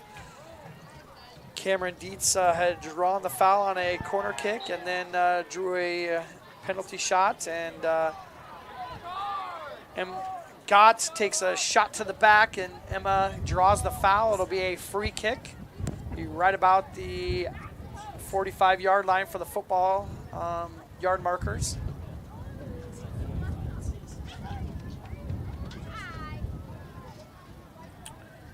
That's, who is that taking that ball? It's Cami Scheib. Scheib. Scheib just driving it forward. Was quite a distance, to be honest with you. I think that was Leffler. Leffler actually took that one, I think, number 18. Scheib is number 12 here on the near side. I think they might have flipped. Yeah, I think they might have flipped. They were correct. Different positions, but it looked like they flip-flopped those guys at positions. And looks like Proctor sends that ball off of one of the Ankeny Centennial defenders, and it goes out of bounds. It'll be a throw-in for the Hawkettes. And the Jaguars are going to have to start looking to take some risks here in the second half if they want to get back into this game and get it leveled at 1-0 or 1-1. As right now, this 1-0 lead, Hawkettes are going to be kind of fine to be playing like this the rest of the match. They're in control right now, taking up the ball through the middle, using the outsides. Haven't had a lot of really offensive attacks onto the frame, but they're definitely in control so far in the second half. Yeah, and I mean, looking at these situations, this takes minutes off the clock. The throw-ins, the Hawkettes taking their time to restart. There's no rush. If I was the Jags now, I wonder if Chris Allen's going to make any tactical changes to get forward. Get numbers forward. Get key players into the midfield that can impact the game. I've mentioned Valashanitis. Surprised the goalkeeper's not getting involved there, like just a little back pass into Litchfield. There's the ball that Ava Martin needed, where she can turn. No pressure from the front. The space is opened up here, as you can see.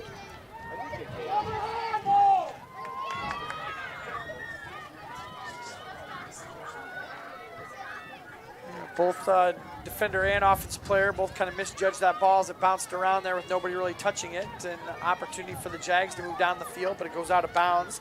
It'll be a throw-in for the Hawkettes.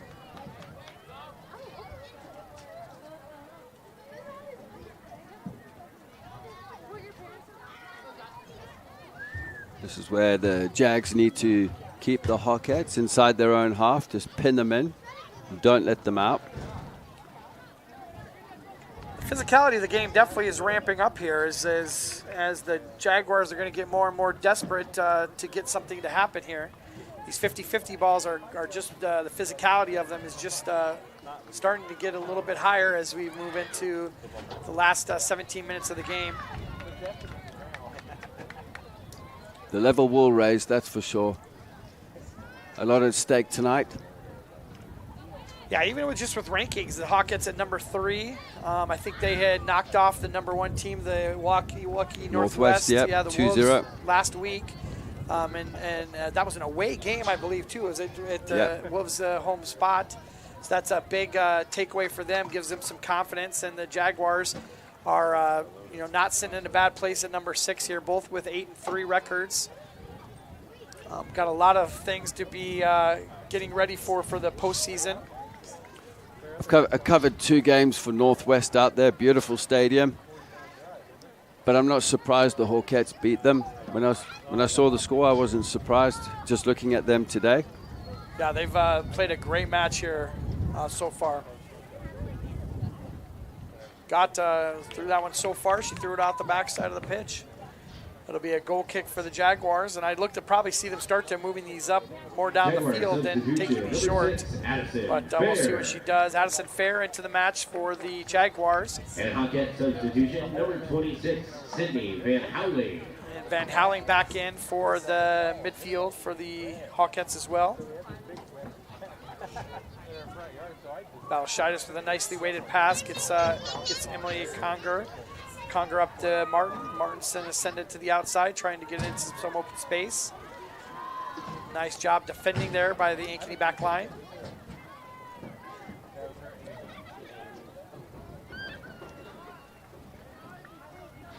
Proctor tried to connect up into the midfield, but that's sent out of bounds by the Jaguars. It'll be a throw-in for the Hawkettes. Got with a nice little header, passes their defender. She's got an opportunity. Paoli one-on-one with the goalkeeper, but just doesn't get enough of it to the top of the box. Paoli was running free on the far side. If they would have got any elevation to that ball, it would have been a great opportunity for Paoli to lengthen this lead up to 2-0. There was nobody close to her.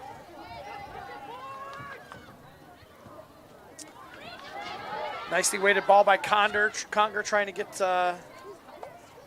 looks like Lua or Fair into some open space, but that's sent back to the Jaguar back line. Balashidis steps up, sends it out to Hilton. Actually, that's Lewis on the far side. Lewis gets connected up with Ava Martin, but it's going to be the goalkeeper, Claire Close, stepping out and snagging that ball out of the air, out of danger.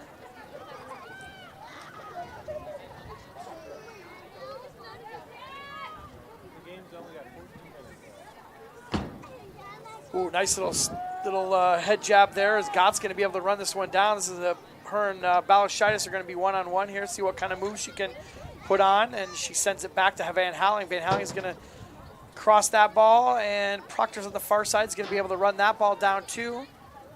I think she's probably going to turn the corner, try to draw the corner. She's going to go to the corner and waste some time. Ball's going to go out of bounds. It'll be a goal kick for the Jaguars. Yeah, she was looking to try and win a corner off that one. As we see a change coming in here. It's going to be number 13, Isabel Squires, coming back into the game. 13, Isabel Squires. She's going to take the place of Dietz, and it's going to move Gott into the center forward position. Dietz is going to get a much-deserved rest here with 13 minutes left to go.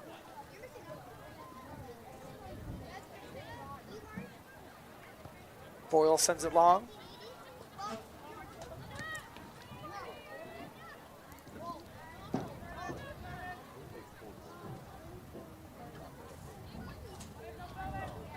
Hilton with some fancy footwork right on the out-of-bounds line. A little bounce off one of the Jaguars. Actually, they kept it in bounds. Taylor trucks that one into the middle, but it's controlled by Becker. That's a slide foul there from Mackey. Mackey goes down, or Becker goes down. Center ref turns around and gives a word to Simon Brown. It looks like somebody's going to get a card on the sideline here. Not sure if it's Simon Brown or maybe Trevor Neary. Trevor Neary having a go about the dive. So can a coach get sent off for 10 minutes, or does he just have to? So he gets a yellow card.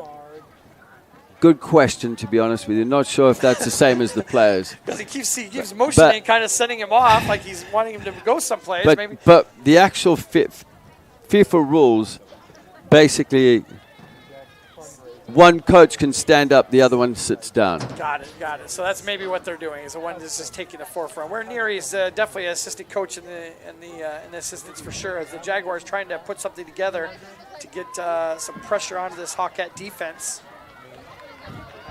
Nice little bit of control. Gonna have a penalty call. Could be a good opportunity for them just to take their time. Do the right things at the right moment now. Yep, beautiful opportunity for a really nice little set piece here as Claire Close sets up her wall. Looks like it's going to be a 4-person wall for the Hawkettes. And they're going to put that right at 10 yards, and it looks like that's going to be McKenna Hilton. McKenna Hilton. Step it up. She has the ability with the right foot from areas that distance could benefit her. Now with that wall, looks like it's covering the left. Is she going to be shooting for that right upper corner probably? Is that where she's going to be shooting for, or where would you be trying to coach this one to? Going direct for goal on the near post, that was close. It was a good chance. The ref did indicate it wasn't an indirect free kick. Direct free kick was the call. I might have gone 3 on the wall, to be honest with you, if we look at this again. She even looked at it. You can see she was going for goal. Nearly caught close off guard on the near post. This goes off the side of the goal standard there instead of on frame. That's a good press. That's just come in there, forcing the ball out wide. And that's that pressure you were talking about, Justin, that they need to start moving that up the field, right, to try to keep it in their offensive zone rather than having to get up to midfield and having to recycle everything. Yeah, you want to lock them in. And you could see the black jerseys of the Jags just shifting across the field. As soon as that ball was played out wide, then the press came in. There was nowhere for them to go, but they did get the corner, the throw-in on the far touchline. And Dietz back into the game after a quick rest on the bench. He'll take the place of Van Howling.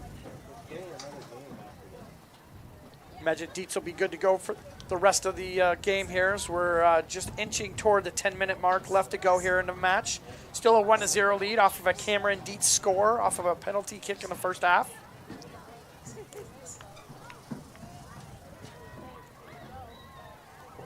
Shiny knocks us down, but Mackey's right there, and she gets it over to Paoli. Paoli looking to take on her defender, but sends that left-footed shot over the top of the crossbar. It was a dangerous opportunity, but went well over the top of the crossbar and out of bounds. Boyle gave her enough space as well. She could have taken another touch, putting that ball at an angle on her right foot. Good pressure here from the Hawkettes coming in to win the ball from the midfield. Part of that is Proctor coming into the midfield as well with the changes made. Looks like one of the changes maybe they made was we pulled McKenna Hilton over here to the near side. Yeah, Kenna Hilton's coming in right back for Centennial. Addison Fair's gone to the right-hand side. And that's Avery Lewis on the left, and Ava Martin is the target player up front with the experience. Been well taken care of, though, from the back line. Good positioning there. Yeah, you can see Ava Martin a couple times try to cut through that defender and lead her offensive player into some open space, but Ankeny has been defending it like perfectly both times as she's tried to make that attack. Avery Lewis with the left foot. No runners into the penalty area. Shive sends that ball to the end line there, to the outline, and glances off the head of one of the Jaguar players, and it's out of bounds, so it'll be a throw-in for the Hawkettes. Just earlier on, when Ava Martin played that ball in, Kephardt's positioning was perfect, just in the space. Didn't get drawn out wide, so she wasn't split. Ball was just played into her feet. It's just all about starting positions. You do the right things, it's going to make life so much easier. Martin tried to get some control there, but it's taken off of her foot and ran down the field. That's Isabel Squires with a strong run down the field, but it goes out of bounds. It'll be a throw-in for the Jaguars.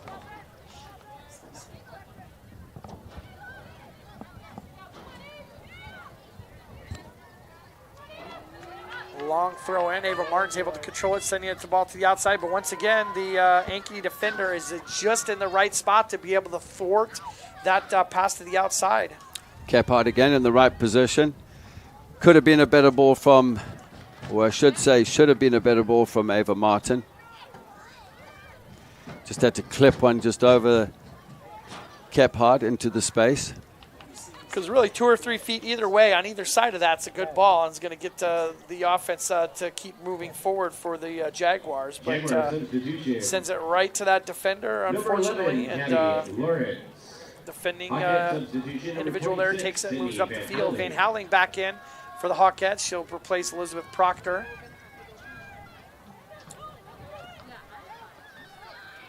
I see Van Howling has gone up front as the 9, where she can hold up play. See what they've done here with the change is Dietz has now moved into the midfield. As you can see, has come right across here, even though she's playing on the right-hand side. Keeping it as compact as possible, making it difficult. They're overloading the midfield areas, making it really difficult for Centennial, one to win the ball, one to get the ball forward.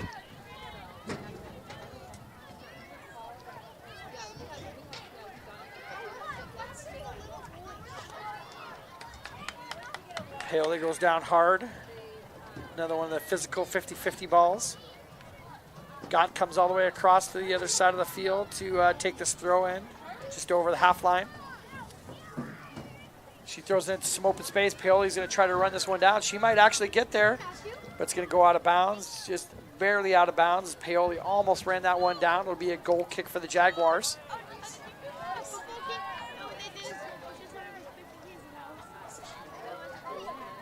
They've got to get the ball forward here with under 6 minutes left of this match.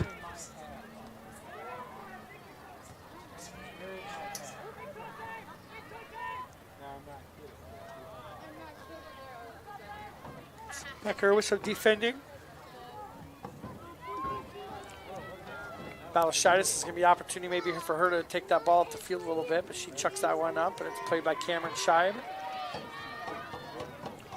The 2 sexes for the Hawkettes are doing really well. They've been instructed to drop in a little deeper just to protect the center backs. Martin with an opportunity here. She's trying to chuck that one through, but there's about 3 defenders around her, and they defended that well enough to kick it back out. Simon imploring his team to move up and create the pressure to keep that ball down in their own spot. Van Howling does a nice job of taking it right off the foot of that backline defender. She connects with Paoli. Paoli to Dietz. Dietz takes away some of that open space. Nice little chuck up there, trying to chip it over the top of the goalkeeper, but it goes well out of bounds. It'll be a goal kick for the Jaguars. And the Hawkettes just keeping 6 players behind the ball at all times with the back 4 and the 2 holding midfielders. Squires and Van.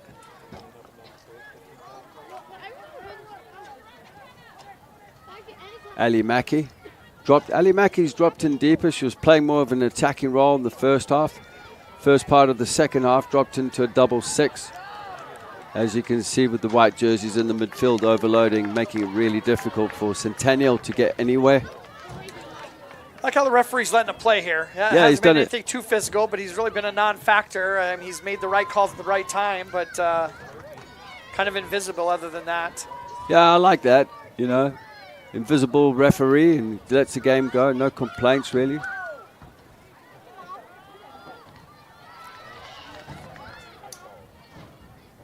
Mackey in that defending midfield sends that ball out of bounds. It'll be a throw-in for Boyle.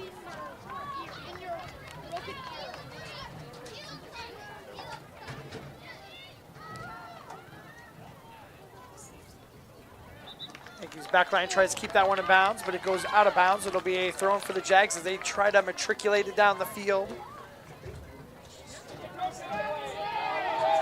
Oh. Assistant coach almost got hit there on the run-through. A couple opportunities here for the Jaguars as it bounces around in the box for them, but it's sent out of there. Looks like Leffler sends that ball out all the way back to the other end for Balashitis.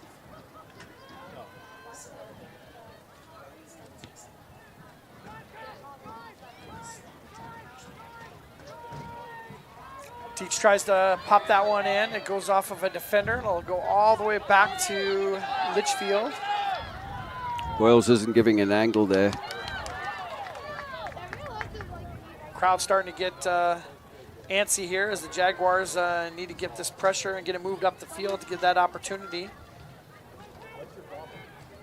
Conger sends it back to Litchfield. Litchfield plays it with their feet.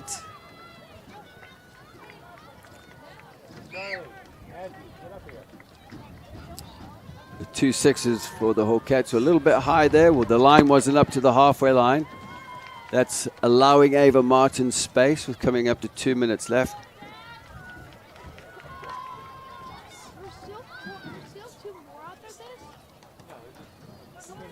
Maybe where we see some drastic changes to the shape here, but I haven't seen anything really happening yet.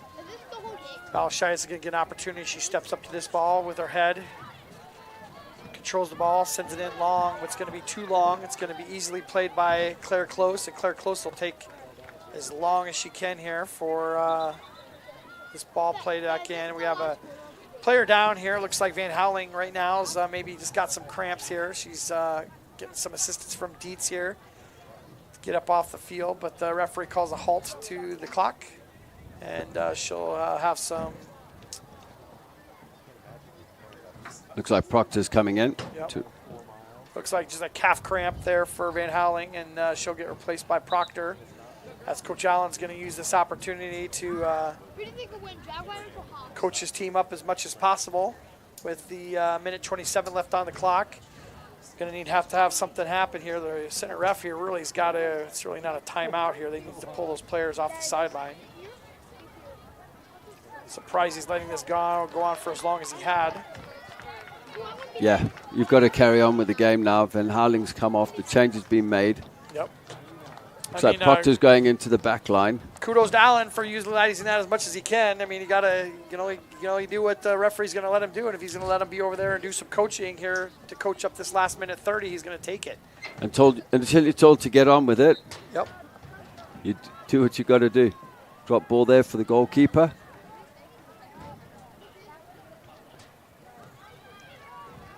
Clock's moving again.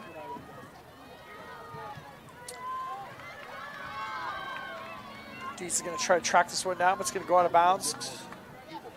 Getting an assist from the boys coach, Duax. He steps up and gets that ball so they can play it back in quickly for the Jaguars. 1 minute remaining. Throwing for the Hawkettes. They'll take their time for the offensive unit to move up. And then they're going to switch throw-ins, and they're going to stop the clock at 50 seconds. Clock will start on the throw-in.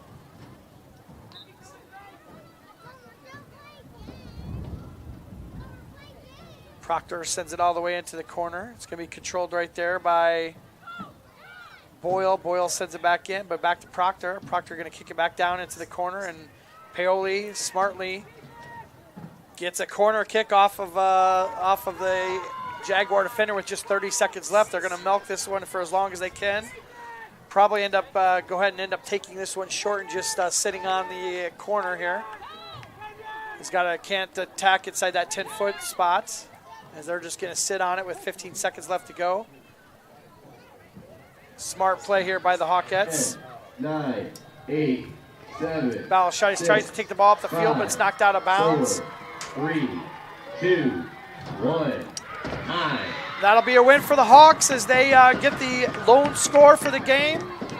Claire Close ends up with a clean sheet there for the Hawkettes as they get the 1-0 win. Number 3 Hawkettes over number 6 Ankeny Centennial Jaguars.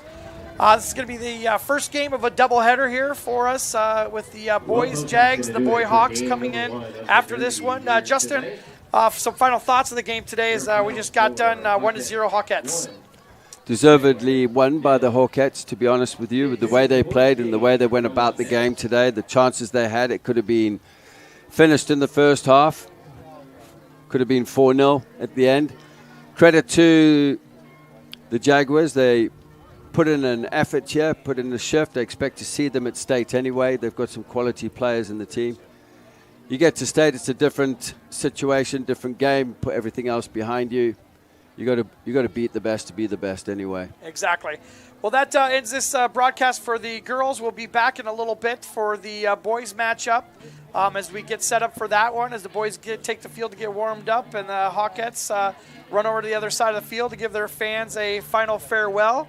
1-0 here for Hawks over Jags. We'll be back in a little bit for the boys game. We thank Justin Forster for being a big part of the production here. So we'll sign off for now. We'll be back in a little bit.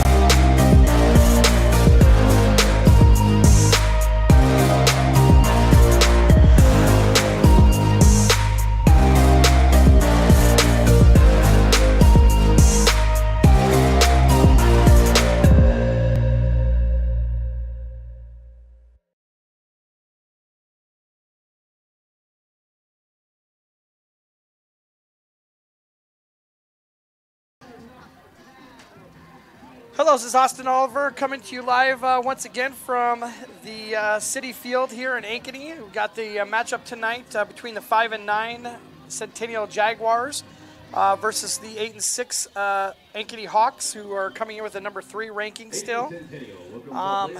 Great night for soccer. We just finished up with the girls' game, 1-0 win by the Ankeny Hawkettes over the Jaguars. The crosstown rivalry here, the Derby. We'll be matching up tonight here with the boys here game here in just a few minutes. We've got about 3 minutes left to go before the start of this one, as we're going to get starting lineups here in just a few minutes. So I'll be joined by Coach Forrester here in a few minutes as he's down getting some of the starting lineups and talking to the coaches here before the game starts. But we'll be back after a couple words from our sponsors with the starting lineups. Please enjoy tonight. Save on all Chrysler, Dodge, Jeep, and Rams at DeArmond Automotive in Knoxville, Iowa. New 2024 Ram 2500 starting at $53,990. Up to 25% off MSRP on 2023 Jeep Gladiators. Up to $5,000 in rebates on the new 2024 Grand Cherokee. And last call on new 2023 all-wheel drive Dodge Charger. Only $35,990. Located just minutes from the Metro in Knoxville, Iowa. DeArmondCDJR.com.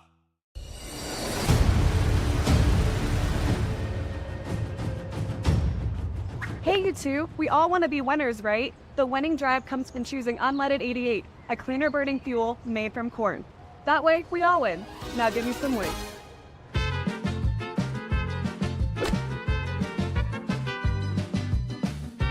That's the winning drive. Now let's go get some tailgating snacks.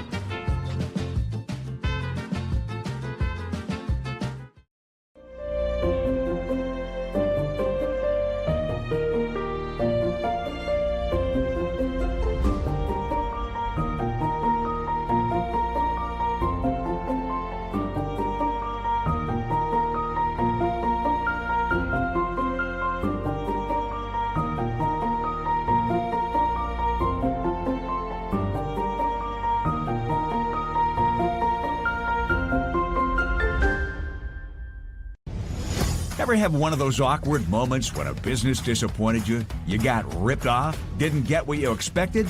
The Better Business Bureau can help you avoid these uncomfortable situations. BBB accredited businesses are honest, ethical, and reviewed annually by the BBB. Don't experience another awkward moment with a bad business. Trust the ones that operate with integrity. Look for the BBB seal. It's the sign of a better business. And find a better business anytime at bbb.org. Free Godfather's Pizza begins with the download. Order through my new online ordering app and start earning free pizza and sides. It's easy. Download the Godfather's Pizza online ordering app today. Do it. Well, about 1 minute here from the start of the game here as both of the teams are finishing up their warm-ups. It's going to be Ankeny in the all-whites, the Hawks in the all-whites, and the Centennial Jaguars in the all-blacks as the teams are starting to exit the field. Coach Forrester's here with me. Saw you down talking to both the coaches here before the start of this game. Did you find out any intel for us as we get into this match? What I do know is that Duax kept me overtime for Jaguars. Minimal time. I think it was tactical as well. Minimal time with Trevor on the Hawk side. But, yeah, I always expect some fireworks tactically from Centennial with Duax and his assistant Braza, the tactical mind behind the scenes. And it'll be interesting to see the rotational movement of certain players. They do play with 3 at the back. They're going to have to deal with Landon Benji, who's on 10 goals so far this season. He's rapid. He'll play on the left side for the Hawks. But according to Duax, he's got the pace at the back that can deal with it. You know, he's got both his sons now playing till hopefully the end of the season. So he's got Ty and Tate. Tate coming back from Austin FC in the academies. Kind of a shot in the arm for them, Great Yep. technical skill, ability, sees the game well. His perception is unbelievable. So it's going to be exciting. This, as we said, the derby matches will bring some fireworks. Yeah, and Centennial's coming in with that 5-9 record. It's just really not representative of that team that they are. They're a better team than that, right? I think they've run into some buzzsaws, had some unfortunate things happen. I mean, they took Dowling they gave Dowling everything that they could take in a match earlier this season. They lost 4-2, I believe, but it was really 3-2 up until the last couple seconds when a breakaway goal was given up by the Jaguars there at the very end. But then you look at the record. They beat Johnson 3-2. Yep. The number 1 seed 3-2. So yeah, I think this match could go either direction. Let's go over to the PA announcer and pick up some of the starting lineups. A junior, number 9, Landon Benz. At midfield, a senior, number 10, Gannon Ripley. On defense, a sophomore, number 11, Keaton Cobo. On defense, a junior, number 12, Henry McMillan. At midfield, a junior, number 13, Austin Lundberg. On defense, a senior, number 14, Jackson Roberts. On defense, a senior, number 15, Tyler Wood. And at forward, a junior, number 17, Andrew Loader. In goal for the Hawks, a sophomore, number 0, Jackson Darkendorf.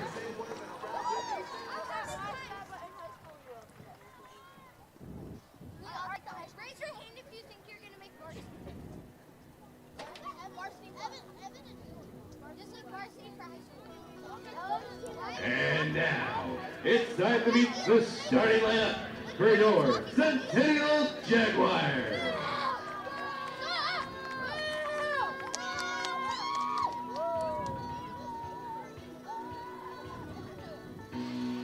At midfield, a sophomore, number 2, Brock Razzo. At midfield, a sophomore, number 6, Ben Rickland. At midfield, a sophomore, number 7, Lucas De La Cuba. At midfield, a senior, number 10, Ty Duex. At forward, a sophomore, number 11, Tate Duex. At midfield, a sophomore, number 16, Mason Gobble. At midfield, a junior, number 17, Caleb Murray. On defense, a freshman, number 18, Maddox Rash. On defense, a sophomore, number 21, Ilan Bujakovic. On defense, a senior, number 22, Brock Brazzo. In goal for the Jaguars, a senior, he wears the 00, Andrew Nelson.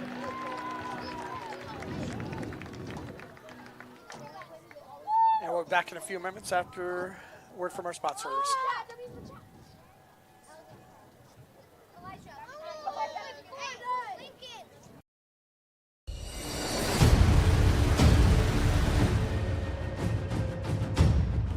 Hey, you two, we all want to be winners, right? The winning drive comes from choosing unleaded 88, a cleaner burning fuel made from corn.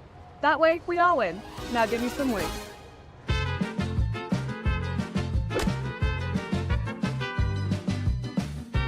That's the winning drive. Now let's go get some tailgating snacks.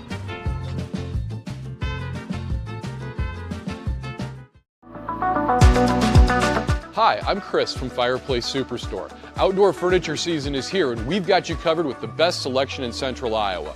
We're featuring Poly Furniture by Berlin Gardens. Once you've seen the fit, finish, quality, and materials of Berlin Gardens Poly Furniture, it makes everything else look like it was built in somebody's backyard. We also have Iowa's best selection of aluminum, wicker, wrought iron, cushion, and sling. Fireplace Superstore, just west of Homemakers at 109th and Douglas. It's truck season at DeArmond Automotive Knoxville. New 2024 Silverado 1500s with 3.9% for 60 months plus $2,750 cash back. 2024 Sierra 1500s with up to $9,000 off. And 2024 Equinox and Terrain, both with 3.9% for 60 months plus up to $2,000 cash back. Save big this truck season on all new Chevrolet and GMCs at DeArmond Chevy GMC Knoxville. DeArmondChevyGMC.com. And we're back. We just got right into the game here. Happened a little bit quicker than what we thought here. So we just had the free kick taken from the middle, and it went out of bounds. And it was Jaguars or Hawks throw in as Kyle Wahlberg rolls it across the back. Defending Hawks send it out. And a little hand fighting there as they were trying to get that 50-50 ball. It'll be a foul on the Jaguars, and the Ankeny Hawks will get the first free kick of the match.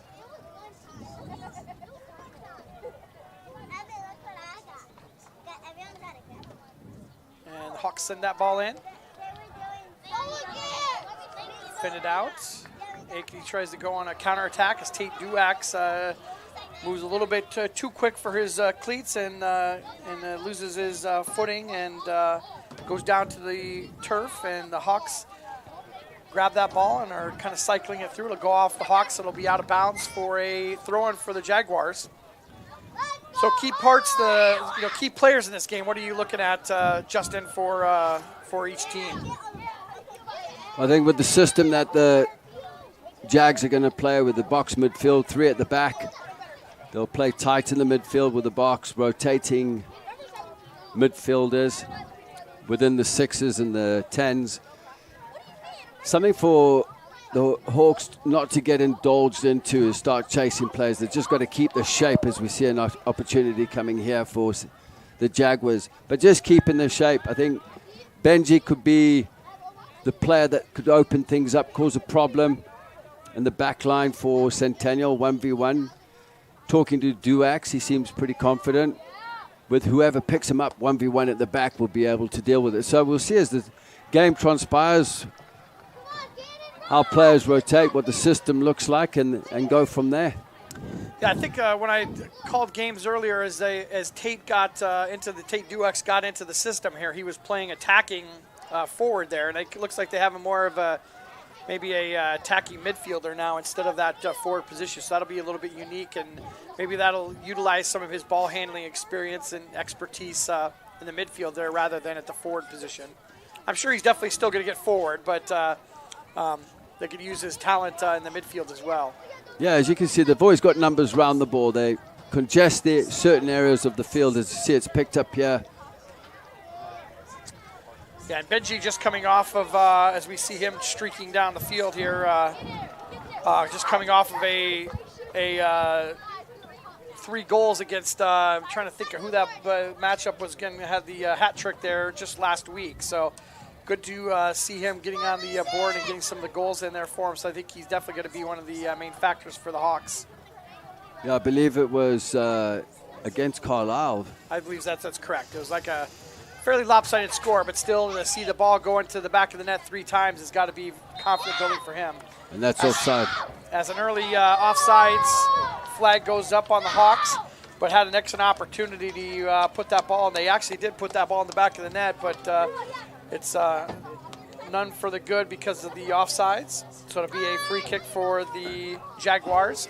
There was Loader in space, but in an offside position. The line was kept well as Centennial looked to play out of the back. Caleb Murray gives the ball up in midfield. Ooh, a nice opportunity there for Brock Briseau. Just a little bit too strong on the pass as a streaking Benji was in there ready to put that ball onto the frame.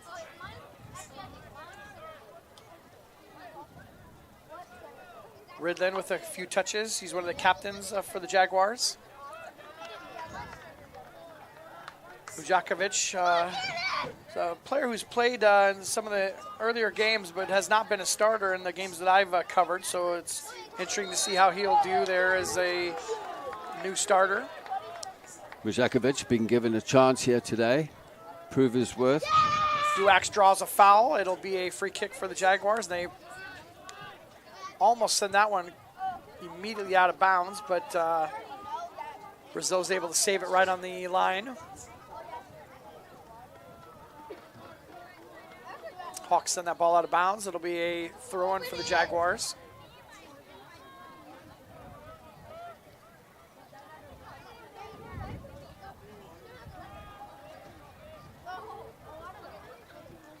Go out of bounds. It'll be a throw-in for the Hawks. Everybody kind of looking around. They weren't sure who was going to get the call on that.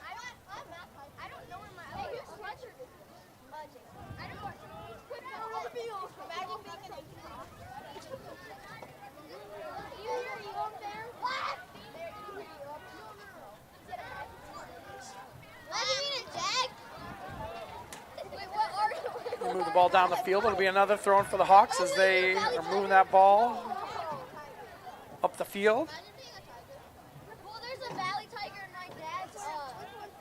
Quick throw-in for the Hawks.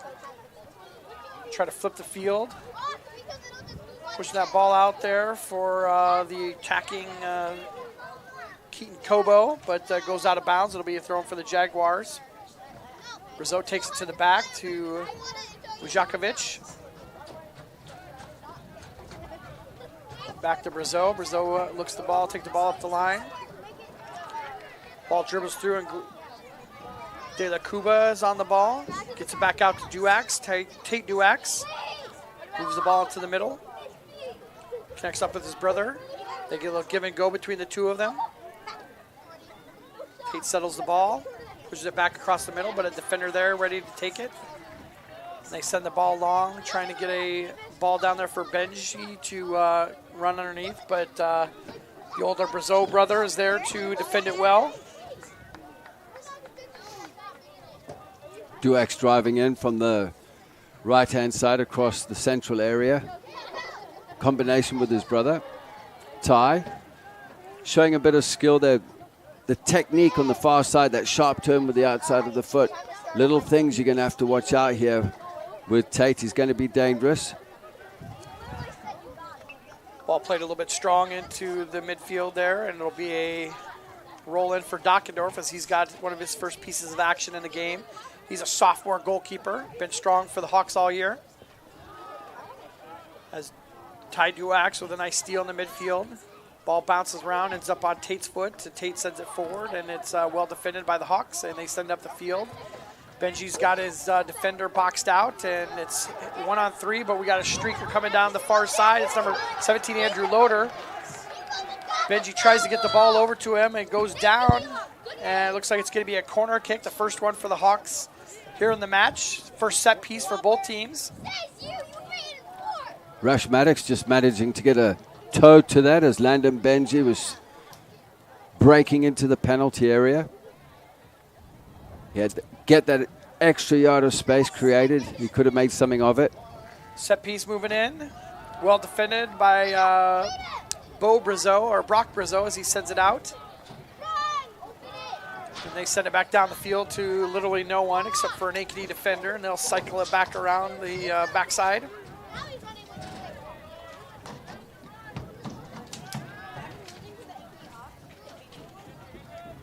Kobo back to McMillan. McMillan pushes it up. Nobody there for this connector. Little slide tackle there is going to be a out of bounds call, or are they going to call a foul there? As the center ref comes over, he's going to have a discussion. Might have a player down there, but it looks like one of the Jaguar players got his leg taken out. They're going to call timeout to get a trainer over there.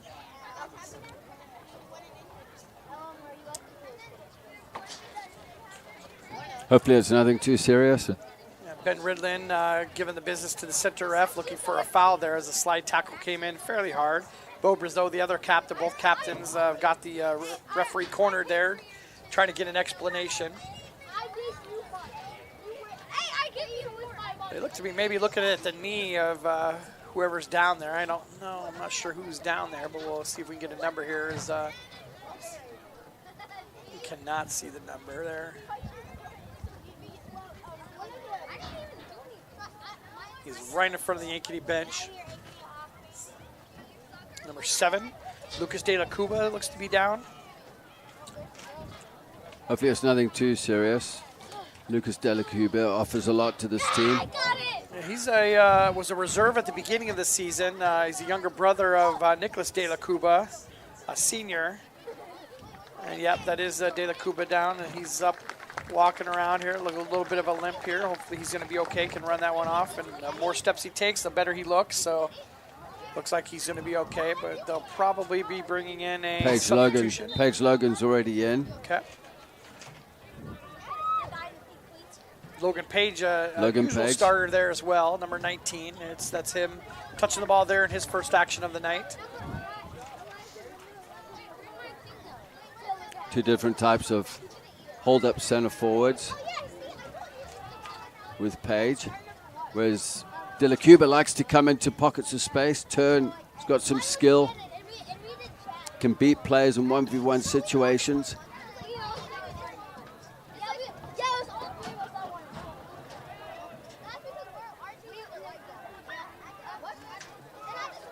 Nice job of Ankeny with some strong possession as they move it across the field. It'll go out of bounds.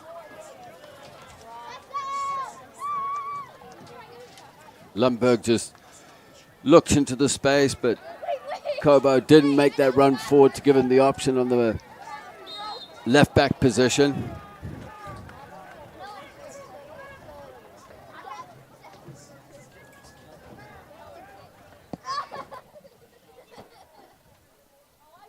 Looks like a free kick here for the Hawks, right at the midfield mark.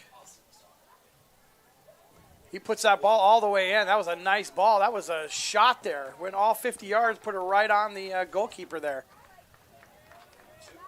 None the worse for wear, though, as Andrew Nelson grabs that ball, picks it up, and surveys the field. He throws it in short, connecting over with Mujakovic.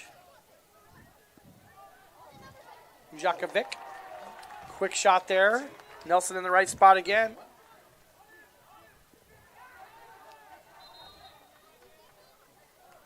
Physical play definitely is ramped up here just the last few minutes with that potential injury on the far side. Here's that roll in here on the goal.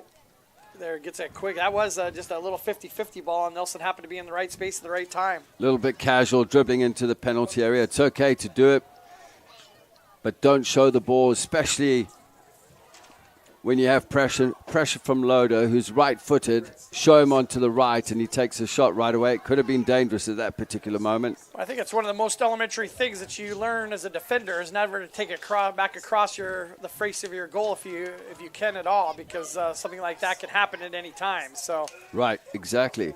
Jaguars escaped with no problems there. Tate Duax with a couple touches tries to get to Logan Page, and Page kind of whiffs on the ball as he tries to put a shot on, leads to a counterattack for the Jaguars. As number 17, Loader sends the ball up to Benj, and Benj throwing himself into the defender there, looking for a potential penalty, but referee says play on, goal kick for the Jaguars. Landon Benji just making a run on the blind side shoulder of Brock Brezo. Brezo came across, did well. It's going to be a battle out there because both have pace, and it's about the timing of the runs from Landon Benji. He's always good for a few goals. I know that, having worked with him during the fall season. So Murray nearly giving the ball away there. Mujakovic just managing to keep it in. It'll trickle out of bounds off the Jaguars. It'll be a throw-in for the Hawks. Tate Duax was looking for the bounce pass combination of Mujakovic. So, Coach Forrester, let's talk a little bit about Tate Duax kind of coming in mid-season. You know, obviously coming from a great opportunity he's had for the last couple years to be down south at Austin FC, the football club. It's an academy for that MLS team that's based out of Austin, Texas, correct? Correct, yeah. Austin FC. He's been down there, I believe, for 3 years. He's still actually on their books. Yeah. So I guess currently, how do you integrate somebody of that caliber of a player into maybe an already established, because he kind of came in at the beginning of the season, but maybe a third of the way into the season. Yep. how do you integrate, a player like that with that kind of skill level into your squad that's already kind of established? What Tate looks at is coming in here, being a part of the program. He knows most of these guys. He's grown up with them, gone to school with them. But be that player here, come in and impact the game like you've got to keep the level. When you talk about standards expectations, is keep the level as high as possible like you've been producing back south with Austin FC. And if you can do that, as we see a yellow card here for Landon Benji. But it is maintaining that level of expectation as a player. Don't drop your level, keep it high. It elevates the rest of the squad and builds them up to that level as well. Yeah, an interesting situation here, Coach, is as Benji was being sent off for blood on his left knee, and I think he was protesting the fact that he was having to go off the field, and then was eventually called for a yellow card for maybe time wasting or stalling just the call, or maybe even arguing with the fact that he was sending Benji off to get that blood taken care of. Yeah, so he was shown a yellow card, so now he'll have plenty of time to get that taken care of, and we'll be sitting down there. I think it's a 10-minute. Is it 10-minute or 5 minutes? 5 minutes. 5 minutes. 5 minute yellow card there in high school. But the issue is he's on a yellow card this early in the game, 14 minutes into the second half. Now he's got to be really careful because if he gets a second yellow, he's off. Yep. So he's really, really got to be careful with, one, how he deals with the referee. I always just say control the controllables at this point.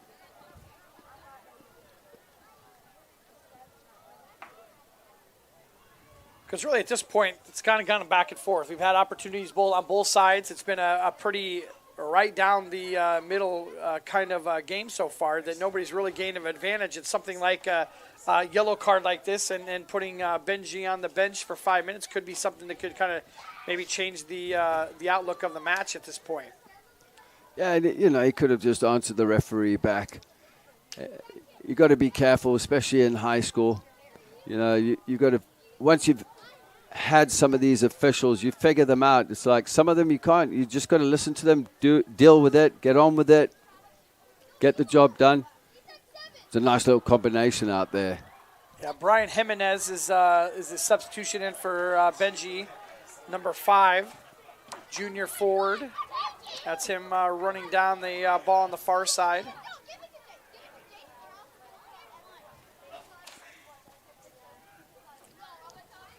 Page with a touch, and then Duac sends the ball out of bounds. It'll be a throw-in for the Hawks on the far side.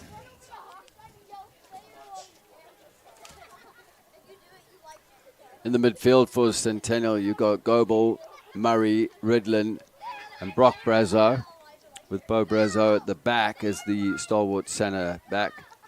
In their 3-4-3 box midfield system with Ty Duax, where you'll see the interchanging rotations as Ty picks it up here in the central area.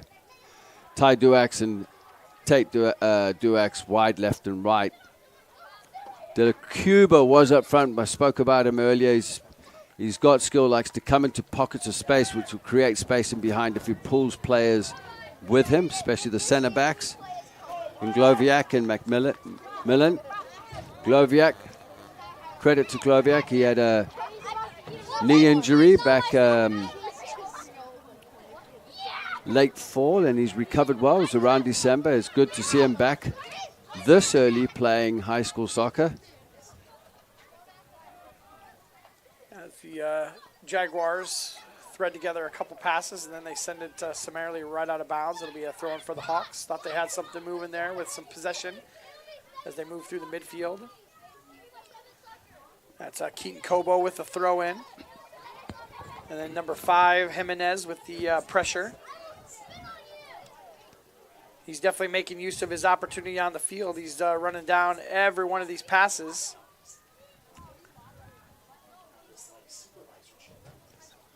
Good press on the far side. So far it's been end-to-end. I would say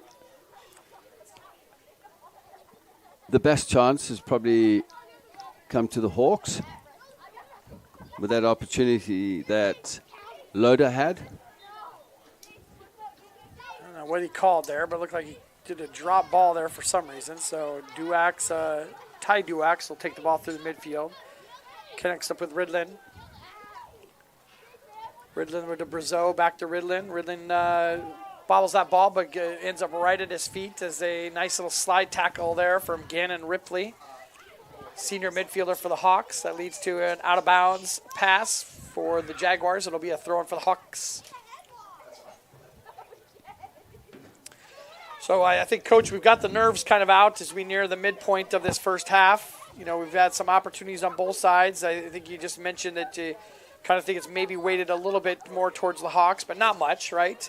You know, what opportunities do you think we can start to make happen here as we enter the second half of the first half here? I think if both teams keep their emotions and don't let the emotions get to the head, I think we could have an entertaining match. And like you said, both sides have settled in. A little bit of nerves over there as Loader was putting pressure on the defender. But I think you look at the quality within the sides. You got a group in white jerseys out there that'll work their tails off. They've got some experienced players in there. They'll work to the strengths. From what I've seen, this will be a competitive match. But don't allow Tate Duax time and space on the ball, because those would be two players that could create to cause an issue, as the Hawks have a corner here, which is going to be an in-swinger. And sun not a factor anymore like it was before, and that's going to be a long one. Puts that way over everybody here, but it's going to get chased down by the Hawks. It'll go out of bounds. It'll be a throw-in for the Hawks. Benji nearing the midfield here. Looks like he's going to be ready to go back in. He's got that leg all taped up.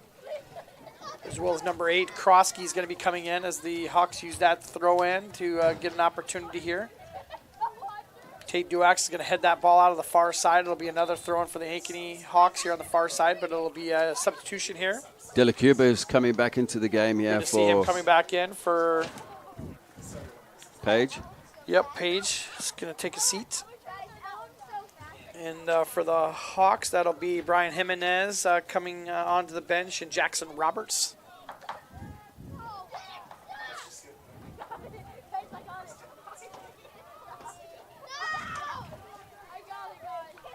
It's 13 with a shot from distance. That's Lundberg.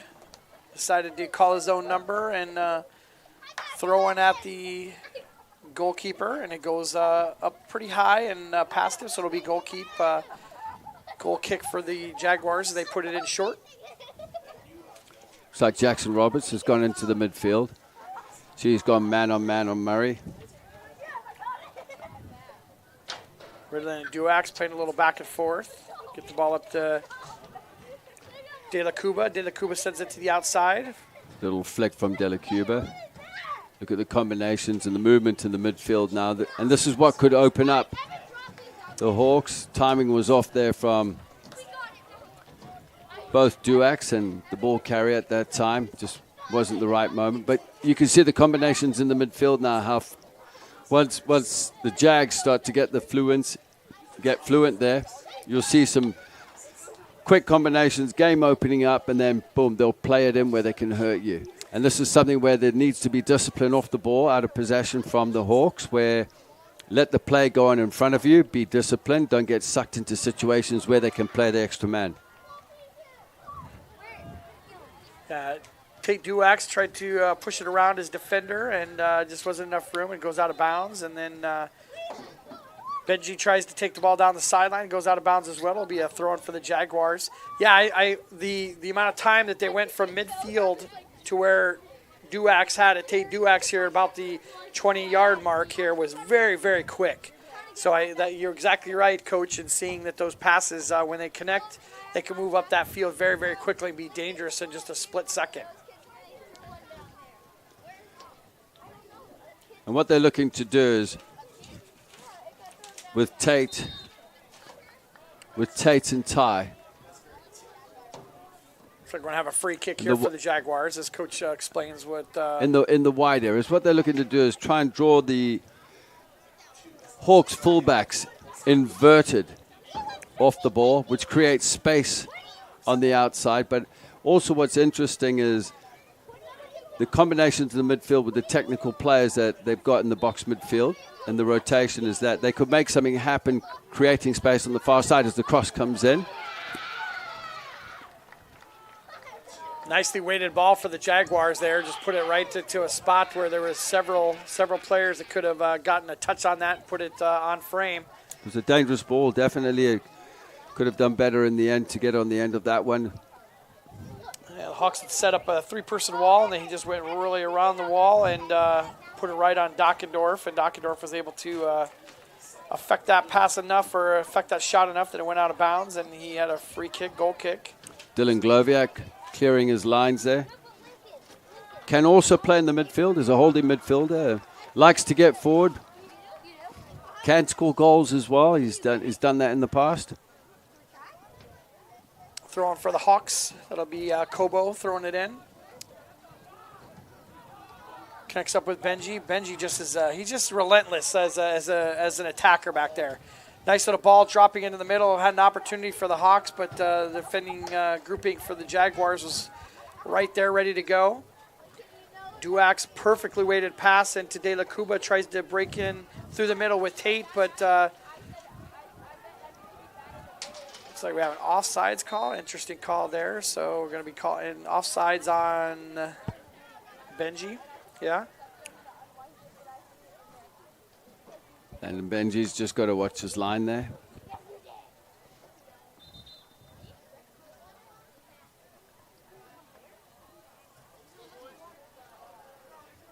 What was that call there? I didn't know. No. Ball was rolling. Probably. Oh, was yeah, it? The ball was moving. Okay. That was a signal I had not seen before, so.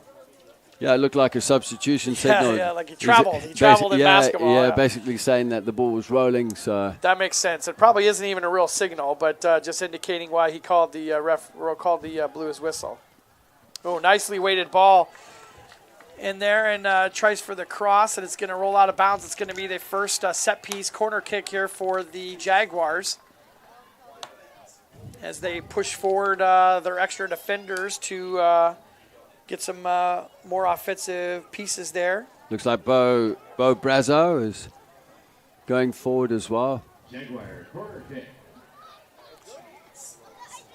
Trying to get the overload with the numbers at the back here. Looks like Ty Duax is going to be the one to take the free kick or the corner kick. Earned the corner himself. It's a good ball in.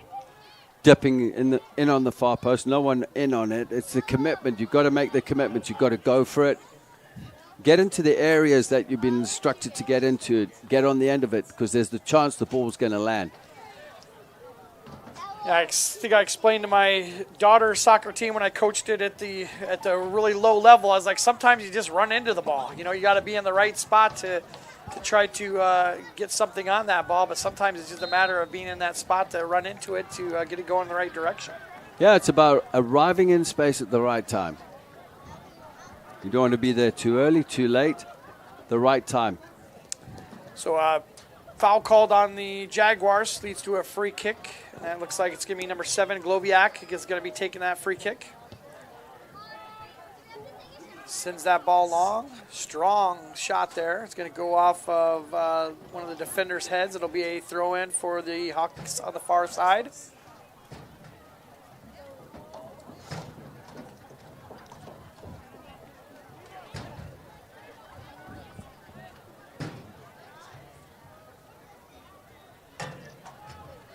Throw in. Controlled initially by the Hawks, but then the Jaguars step up and Caleb Murray sends the ball out. That's well played there by De La Cuba. Lucas did really well there holding the ball up. He's limping slightly. I know he doesn't want to come out of this game as Tate Duax on the ball here now. Shifty is covered by 2 white jerseys, one of them being Roberts coming in as a substitution.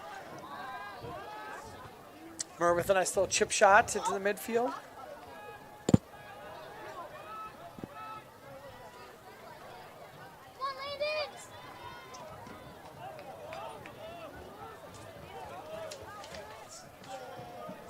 I know Nicholas has been a starter for most of the year, De La Cuba, and he's not there tonight. I don't know if he's got an injury or if he's just not starting tonight, but I don't see him on the bench either, so I'll be wondering where he's been at. This is the older brother of Lucas, but been a stalwart for them at the midfield, both attacking and defending midfielder. Nice little change of possession there as the Hawks get a steal there and send it off one of the Jaguar defenders. It'll be a throw-in for the Hawks.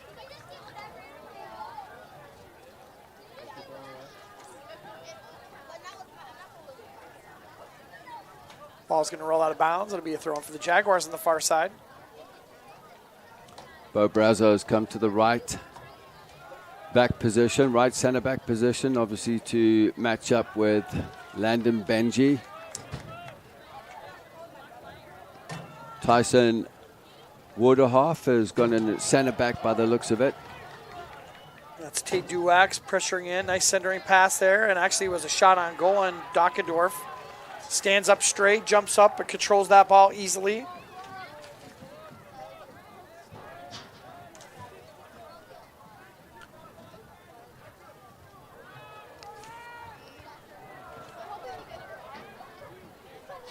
Ty Duax with a nice little toe drag to stop the ball, and then able to beat a defender as he moves forward, but it bounces off of a couple players and right into Dockendorf's hands.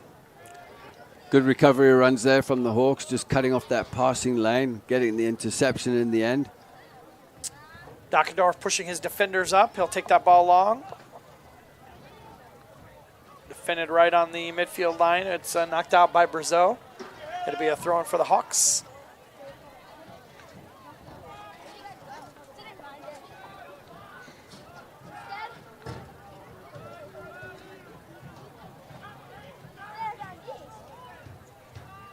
Throw in deep into the offensive territory for the Hawks. Werdehoff sends it out of bounds. It'll be another throw-in. There's a third throw-in working its way down the field here for the Hawk offense.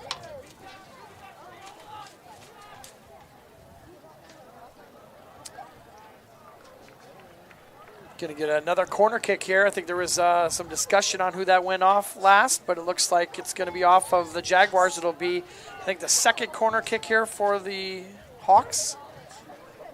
Sun's not a factor anymore as was in the first game here, and that'll be the Hawks putting it into play. Goes off of the goalpost right above the frame. Another in swinger, just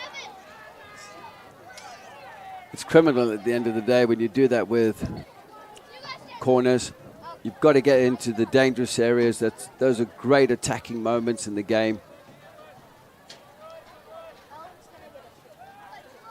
So Coach Forster, you see that even at this, obviously at this level of the game where they sometimes just hit that, but you see that all the way up to the EPL, right? You all course. So what kind of leads to situations like that where you see, maybe them trying to be too precise, or what kind of things lead to mistakes like that to take away an opportunity like a set piece? It depends on the area of the penalty box you're looking at.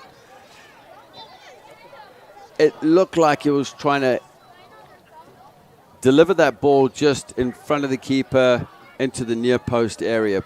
The runners weren't there. His hips just came around the ball too much, which dragged it over the bar. Don't get me wrong. You pull that ball another 5 yards into the playing field, and he's gonna get that on frame. But look at that ball. Look at the run here from Tate.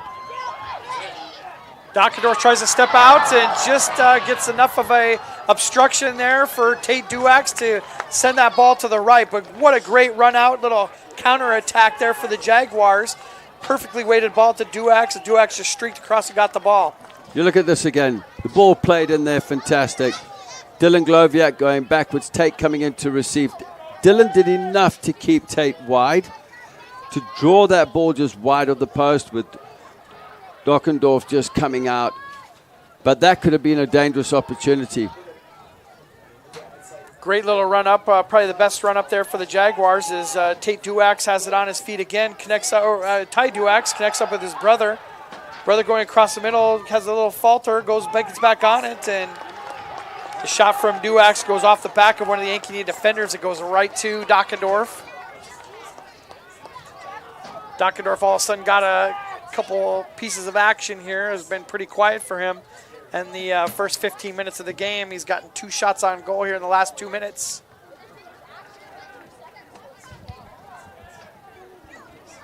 Oh, nice chip in here for the Hawks, and it's going to be offsides. Yeah, Benji caught offside again. Not timing his run going forward. Too early.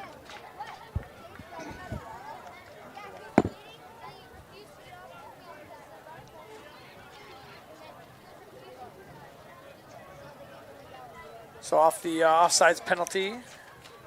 Beaubrazeau surveying the field. Knapsack with Tate Duax. Just losing control of the ball, but still earns a throw and looking for the quick throw.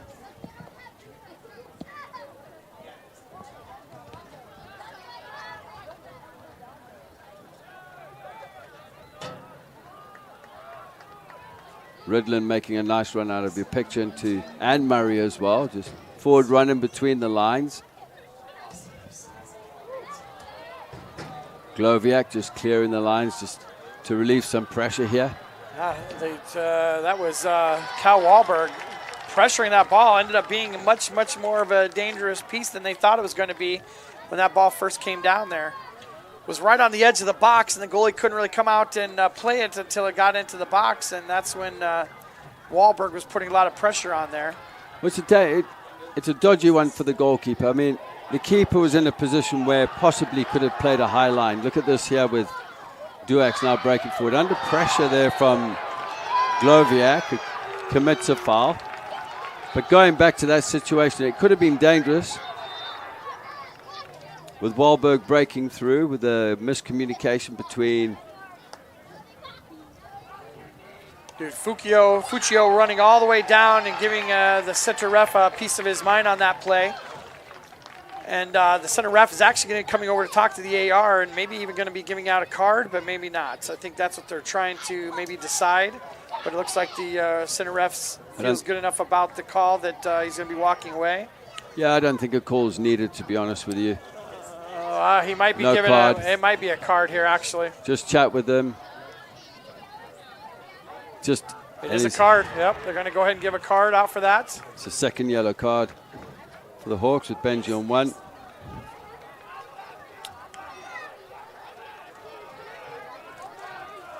But it's an excellent opportunity here for the Jaguars here as they got a set piece. I don't think that's an infringement for a card. Both players, Tate Duax and Gloviak, fighting for possession there. Granted, it was a foul. Just get on with the game. Maybe it's for... But I really hadn't seen anything leading up to that foul. You would think that, a kind of an inconsequential foul like that was. Sure, it was in the offensive zone and it was as part of a buildup. But really, I think it could have almost been not called as well. I didn't really see anything overt that was on there where he pulling a jersey or kicking the legs out from underneath of him. So I'm surprised there was a yellow card. It just could have been from the reaction afterwards. Maybe some verbal content was anything like that. Make it happen.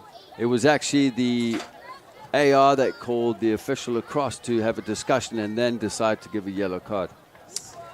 So the referee will walk off, center ref will walk off the 10 yards that's needed. That's that 2-person wall set up by the Hawks there. There's a big space there in front as well. I don't like that if I'm defending. Yeah, Dockendorf is moving his guys around, trying to get his defenders in the right spot. And the line is so deep. I'm surprised there wasn't a late runner coming into the penalty area for that ball just to be played into. Because the line was very deep as well. When you had the two in the wall, maybe step up a few more yards. Yeah, Brian Jimenez into the game again. He's number 5.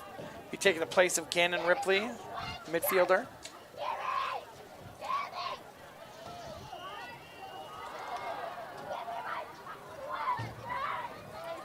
Jimenez took the role of Landon Benji on the right-hand side when he was given his yellow card, the one of 2 now that the Hawks have just received. Benji playing high up top as the 9, looking for that early ball in behind with Brazo just shadowing him, Bo Brazo. Trying to see who we got in for that penalty for Gloviak. I'm trying to see the number there. It looks like it's number 12. That's McMillan. It's got to be somebody new that's on that back line to take the place of Gloviak. Looks like McMillan's gone into so McMillan's in at center back. Nice piece of work there from Duax as he's got a couple defenders around him and is just working his way through them. The Hawks do get a touch on the ball, send it out of bounds. Yeah, it looks like Tyler Woods on that back line. It looks like they're all the same players. They're maybe just moving around positionally in the back line there to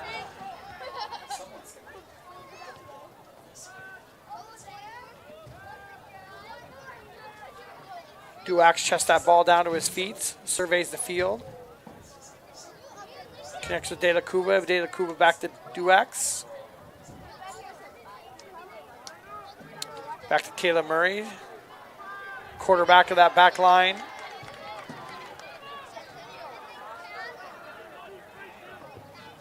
Brazo sends it into the center. Connects up with De La Cuba. This could be a problem right here. Since Dylan Gloviak's gone off, it's opened up at the back. Yeah, Jackson Dockendorf steps up, makes a nice little save as the ball goes off his hands and off the side of the frame. Going to be a corner kick. We'll have a replay here. Good turn there from De La Cuba. Great layoff out wide. Good goalkeeping as well from Dockendorf. It's going to lead us into a corner kick here with just a couple touches over 3 minutes left to go here in the first half. 0-0 tie so far for the Jags and the Hawks. Nicely weighted ball goes a little bit too strong. Ridlin runs this one down. Not going to be able to get control of it. It goes out of bounds. It'll be a throw-in for the Hawks. The Hawks would probably like to see this one out to a half, taking it in at 0-0. The pressure's definitely been turned up by the Jaguars in this last probably 7 to 8 minutes here of the half. It's definitely turned a page here into the Jaguars' favor. Yeah, you can see they've gained momentum. They're starting to get a feel of the game and gaining possession. You can see the key players playing with flair. They're impacting the game, had some chances. They do need Gloviak back into this game. Ty Duax with a nice little piece of work over there on the far side, draws the corner kick. Looks like he's going to give way or going to have a discussion there with Brock Brazo on who's going to take this, but Brazo is going to be the outlet for a short take here, but it looks like he's got his back to Duax. Duax is going to send his ball in. Far corner, Ridlin stands up tall and heads that ball, and they'll go out the backside of the pitch. It'll be a goal kick for the Hawks. There's a good ball played in there from Duax into the far post, but those floating headers that come in that aren't driven in, Ridlin had to jump and try and make something out of it. He wasn't going to get much power on it. Yeah, it's kind of a difference between a standing header like that and a player moving forward with momentum and hitting a header. I mean, that's the two different... Yeah, 'cause he came forward, he had to double back 2 steps and then jump. Did well to get to it. But like you said, Austin, the ones where you come in with power and you attack the headers. Then there's really a redirection, and the goalkeeper is going to be stuck flat-footed as that ball comes in. The Hawks work that ball all the way down, and Jaguars are looking to get that ball out of there and get to the halfway mark here at 0-0. Almost a handball there at the back line. Would have been an excellent opportunity for the Hawks to get a set piece there, but must have gone off his chest, and he sends it out of bounds. It'll be a throw-in for the Hawks. Bo Brazo did well there. He was in the right space. Space protection, and dealt with it because Benji was on his way through. Gloviak replaces Jackson Roberts in the back line. He served his time for his yellow card and be able to play those last 24 seconds before the end of the half. A little push off by Tate Duax, draws the foul on Gannon Ripley.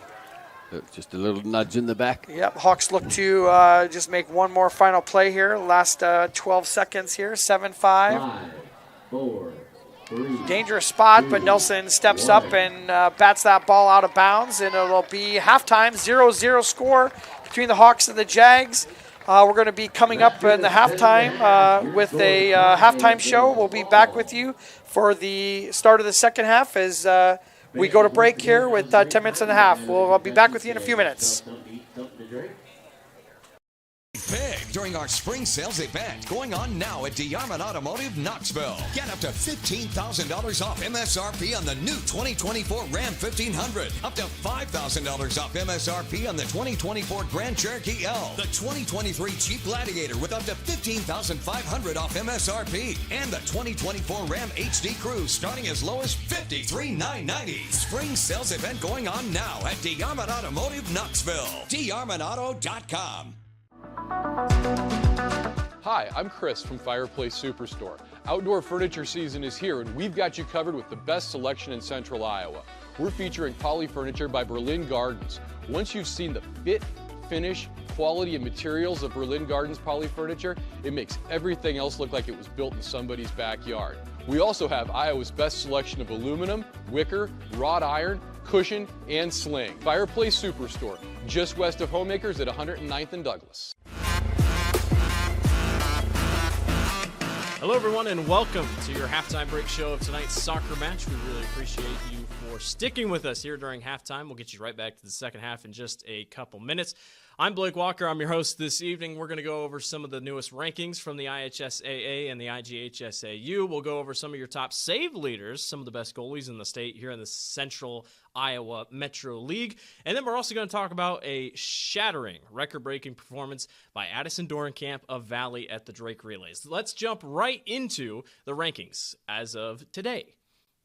We'll start on with the boys' rankings. Johnston, still the number one team, still the defending state champions at 9-2 as of the recording of this on Monday, April 29th. Dowling Catholic is at 2. They lost to Johnston last week, 1-0. Waukee Northwest is at 3 at 8-2. Iowa City West is 4th at 9-1. And Valley rounds out your top 5 at a 9-3 spot. Linmar in the 6th position, Bettendorf in 7th, Des Moines Roosevelt holds serve in 8th. The only undefeated team left in Class 4A, Iowa City High, is at the 8-0 spot, and Pleasant Valley rounds out your top 10 at 9-2. Over on the girls' side, at the top of Class 3A, Waukee Northwest still leads the way. West Des Moines Valley is at 2. How about Ankeny? Jumps all the way up from 6th to 3rd. The Hawkettes are in the 3rd position. Waukee is at 4. They jump from 8th to 4th. Quite a bit of movement this week. Pleasant Valley drops from 3 to 5. Ankeny Centennial drops from 4th to 6th. Linmar to 7th. Bettendorf makes a big jump from 13th to 8th. Iowa City High remains at the 9th position. Southeast Polk drops to 10th. Iowa City West at 11th. Urbandale at the 12th spot. Dubuque Hempstead at 13th. Johnston, your defending state champions, fall back to 14th. Mason City rounds out your top 15 at the 15th position. Cedar Falls is the only team to drop out this week. Let's take a look at some save leaders this season, starting with the girls' side. Caitlin Huhel, the freshman out of Urbandale, leads the CIML in saves. These are all CIML leaders. 84 saves this season for the freshman. Victoria Spann, the senior out of Waukee Northwest, 55 saves this year. Lauren Knighty, the junior out of Waukee, with 50. Delaney Ford, the junior out of Johnston, with 49. And Claire Close, the junior out of Ankeny, with 34 saves. That's 5th best in the conference. On the boys' side, Mason Arafa, the senior, 70 saves this year for Southeast Polk's number 0 goalkeeper. Alexander Poitin, the sophomore out of Valley, 50 saves this year for the Tigers. Jackson Dockendorf, the sophomore out of Ankeny, in 3rd with 49 saves. Cole Hansen, the senior out of Johnston, the goalkeeper, has 43 saves this year. That's 4th best in the class. And Magnus Bruning, the junior out of Waukee, we saw him last week up against Indianola. He has 37 saves on the season. That is 5th best in the conference. And finally, want to give a huge shout out to Addison Dorenkamp, the senior out of West Des Moines Valley. She is the girls' 3,000 champion at the Drake Relays with a time of 9:23.69.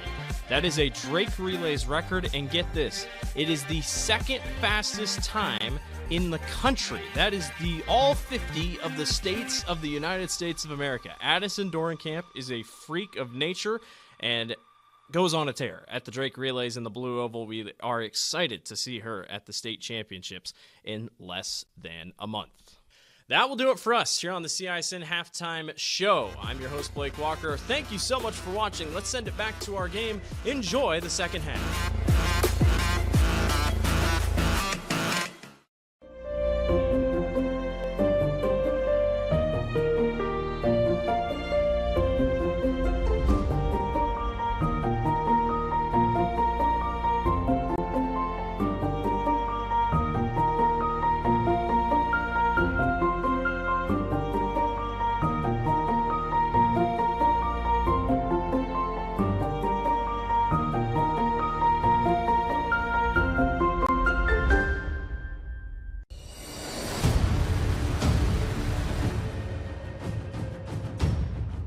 Hey, you two, we all want to be winners, right? The winning drive comes from choosing unleaded 88, a cleaner burning fuel made from corn. That way, we all win. Now give me some wings.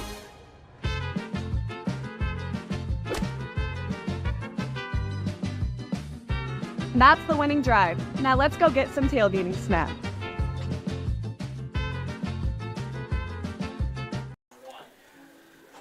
This is Austin Oliver here, back here at City Field here with Justin Forrester, the coach here. It's about 4 minutes left to go here in the first half, or the intermission between the two halves.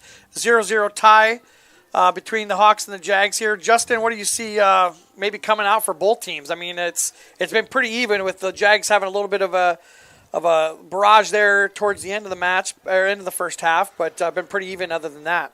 Yeah, I think it's been a little more clinical in front of goal. The Jags had the best opportunity with Tate Duax. One with the corner, the one just going past the post.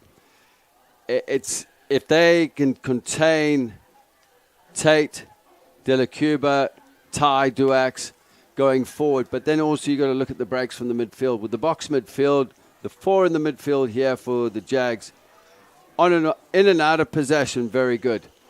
Very technical. The key here for the Hawks is don't get caught up chasing players around. Stay behind the ball, but watch the runs between the lines, because that's where it's going to be dangerous and that's where it's going to be creative for the Jags. Now, on the other hand, you got players at the back. Gloviak for the Hawks on a yellow card. Benji on a yellow card, something to manage from a personnel standpoint. You don't want them getting sent off in a match like this because they're critical players and you need them out there. So you've got to keep them out there. Be patient. If the Hawks are going to win it, it's going to be on a counterattack. Absolutely. Get that lucky moment. Someone like Landon Benji can turn it on. He can get the goals. He had a chance in the first half. He used his right foot. Could have actually brought it down onto his right and taken care of it. We've seen Wahlberg as a 10 breaking from the midfield. I think that's if the Hawks score, they'll sit in and just try and counterattack. They'll try and see it out. But it could open up. It could go either way. 2-3 goals from Jags. It could be one from the Hawks' final score, I'd say. Yep, sounds good here. And Jags are just making their way to the field. Let's go back to our sponsors here with a couple words here before we get started with the second half. We'll be back in just a moment.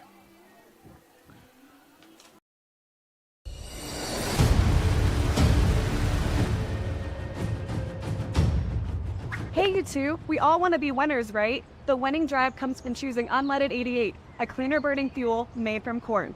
That way, we all win. Now give me some wings.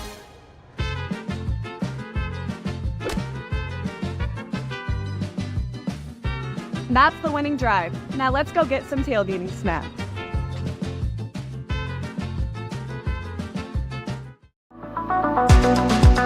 Hi, I'm Chris from Fireplace Superstore. Outdoor furniture season is here and we've got you covered with the best selection in Central Iowa.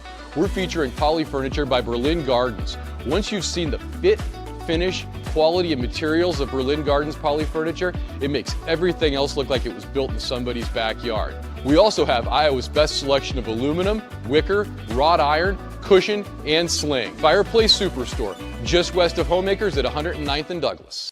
It's truck season at DeArmond Automotive Knoxville. New 2024 Silverado 1500s with 3.9% for 60 months plus $2,750 cash back. 2024 Sierra 1500s with up to $9,000 off. And 2024 Equinox and Terrain, both with 3.9% for 60 months plus up to $2,000 cash back. Save big this truck season on all new Chevrolet and GMCs at DeArmond Chevy GMC Knoxville. DeArmondChevyGMC.com. And we're back. This is Austin Oliver here at Ankeny City Stadium with Justin Forrester. We're starting the second half as Ankeny Hawks put the ball into play. They're going to be in the all-whites going from left to right. Jags in the all-blacks going from right to left as we get started here in the second half. Justin, this is the second half of our second game tonight, and we've had one whole score here. As we got a breakaway here, and Duax just gets Tate Duax just a little bit too much of the ball. An excellent opportunity there, maybe to break this open and get the second goal of both of our games tonight. Yeah, I thought it could have been a little more clinical in front of goal there, but they're again coming out first 5 minutes of the second half. There's a chance that could have been definitely a key chance in the game. As you see, Banji, look at Landon breaking through here. This is it. He puts the ball in for a score. Benji just powered his way through the midfield, takes on a defender, has the goalie coming up at him, and just a nice little chip with his right foot to the right side, scores the goal for Benji. 1-0 Ankeny. Well, again, you look at this. Benji, after the chance on the far side, picking up the ball here from Ridland, just dispossessing him, goes past the defender with pace. You catch him.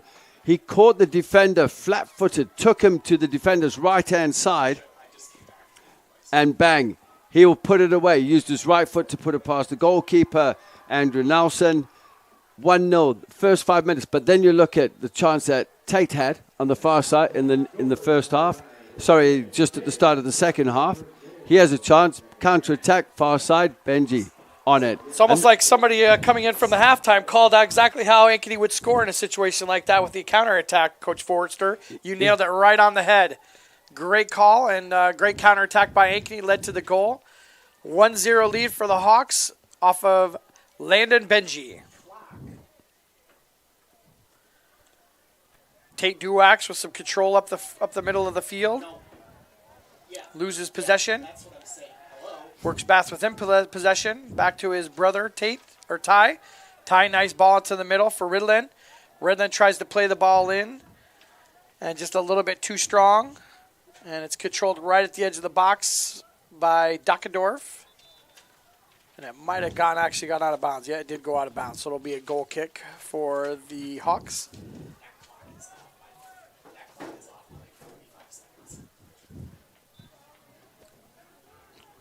Got a discrepancy with our producer Randy is saying the clock is wrong, and referee's calling a halt to the game as he's looking at his watch, and it does not match up with the score on the time on the clock up above. So he's going to bring it over to the side here and get the clock to where it's supposed to be, which should be about 38 minutes right on the dot.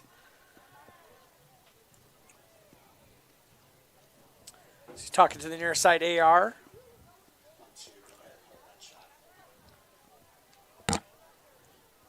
They're going to look up here to the press box and let them know what they need to put the clock at. If our producing team has it right, it should be right at about 38 seconds, or 38 minutes. We're going to go to 38:22. But just going back to that goal there, Landon Benji putting the Hawks by 1-0 up. That is what he's good at. That's his best. You give him that time and space. He just got away from Ridland. Took the defender on 1v1. He likes to offset you, goes past you. That is where he's dangerous. Spoke about that earlier on.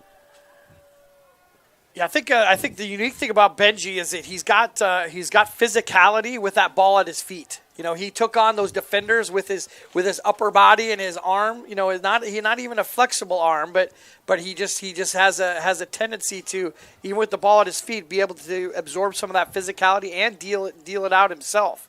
And it is what really happened to get him freed up in that situation. It's a good little turn there, but infringement. Well, that was a little bit of a weird little play there as the Jaguars drew a foul.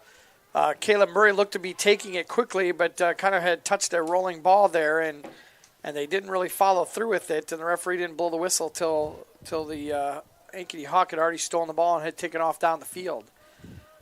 But could have been an opportunity for not following through on a play there as Benji's going to be offsides again. Yeah, he's given offside there, yeah. That whistle could have gone earlier as the challengers went in there. As you can see, Majakovic had picked up a slight knock there after the call. You see, that can be prevented if the offside's given right away, the whistle's blown, stop play. Sometimes with the new law, and you let play carry on. Yeah, Wahlberg with a nice little piece working Benji into the midfield. Benji goes down. Referee says play on. I would have encouraged Benji just to take a little clip round.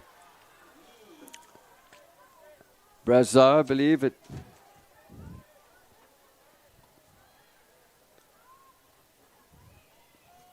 Just take a little touch round the defender and into space. He's got the ability to do it.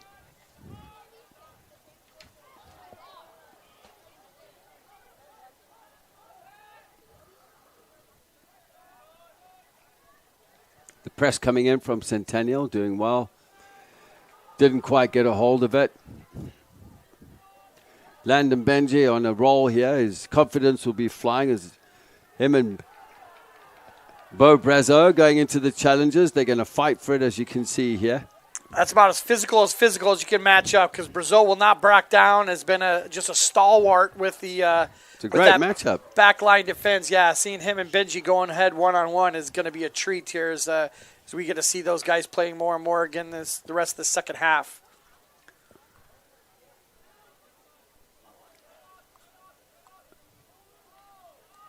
Nice little fight there as both players in. Nice little centering pass in there from Wahlberg.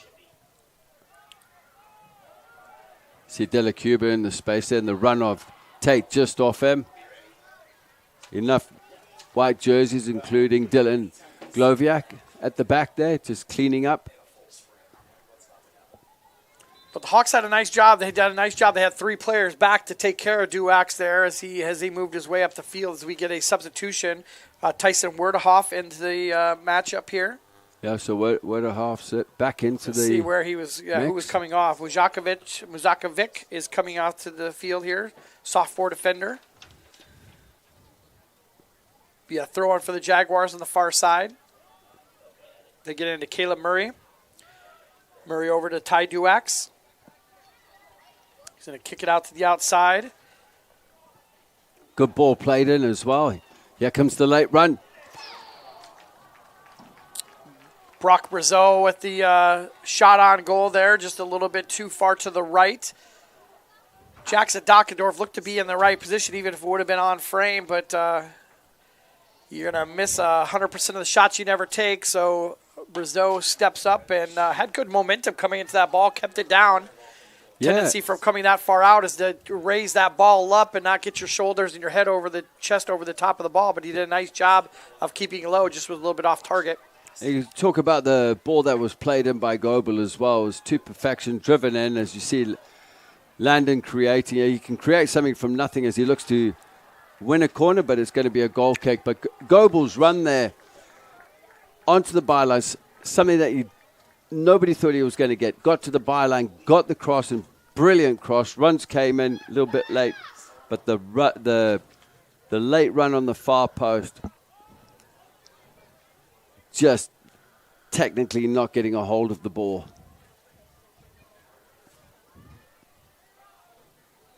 A little bit of possession controlled here by the Jaguars as they move it through the midfield. Tate Duax tries to send it to the outside, just doesn't get enough of the ball there to send it forward, but the Jags get control again. And then right away, the Hawks get a change of possession, and they're attacking from the far side. Benji, little give and go. Another little give and go on the inside, and almost a shot there. Was going to be a great opportunity for the Hawks as we have a Jaguar down in the box here. And we're going to get a foul called on the Jaguars for a hold and a pull, it looked like. Looks like Ben Riddlin may be down for the Jaguars at number 6. Looks like he's up already, ready to go. That was definitely. So it's been brought back for a free kick to the Hawks. Good advantage. So but the advantage, unless something happened when it came out, because the advantage was played, you can't bring it back because that was a goal-scoring opportunity. But I tell you what, Landon Benji is causing problems right now. Yeah. This could have been from when the ball was cleared. Struck way too strong there. Yeah, it was a wasted free kick, to be honest with you. So, Coach, I want to talk about real quick on a play like that. What's the difference between direct and indirect, and when are those used, and how does that referee call that play? So a situation like that, I assume, was a direct kick right there, right? Yes, correct. Yeah. So what's the differentiation between an indirect kick on those free kicks depending like on how malicious the foul is. So, one where you go into a slide tackle and you take the player out, and they breaking through, or it's a 50-50, but you take the player out, that's a direct free kick. So it depends on the infringement is relative to what the foul will be. Obviously, in the penalty area, the only time really it's an indirect free kick if it's a back pass to the goalkeeper. Otherwise, anything else will be a direct kick, which is a penalty. Okay, got it. That should help out some. There's a fine line, though, yeah. Austin, fine line. It's just we talk about how malicious the foul is, and that's all dependable. Opportunity there for the Jaguars again as the ball kind of filters through a couple different defenders on the Ankeny side, and looks like Ty Duax had a shot on that one as we see a replay of this throw-in over here. Brock Brazo with the chance earlier on from the cutback from Goebel. Could he have taken a touch? He hit it first time. But the back line, if Dylan Gloviak stays in for the rest of the second half, I mean, he could contain enough. He's got a lot of pace. He'll match the opponents up for pace, as you've seen with Tate Duax as well.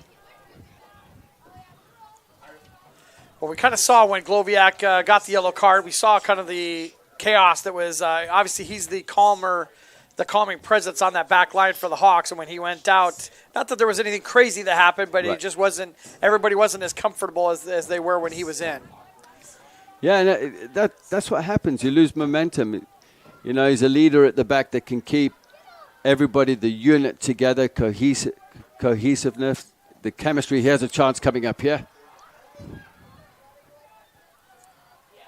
That was just a matter of who wanted that ball more than the other one. And I think that's what happened on that ball. As the Hawks will get a throw in here. It looks like Centennial have been mentally affected by the goal just after half-time. They had a great chance with Tate Duax and then end-to-end right away, all within 5 minutes. Benji almost able to track that one down as it trickles out of bounds. It'll be a free kick or a goal kick for the Jags. It's a good turn there from Ty, I believe, but it's gone out.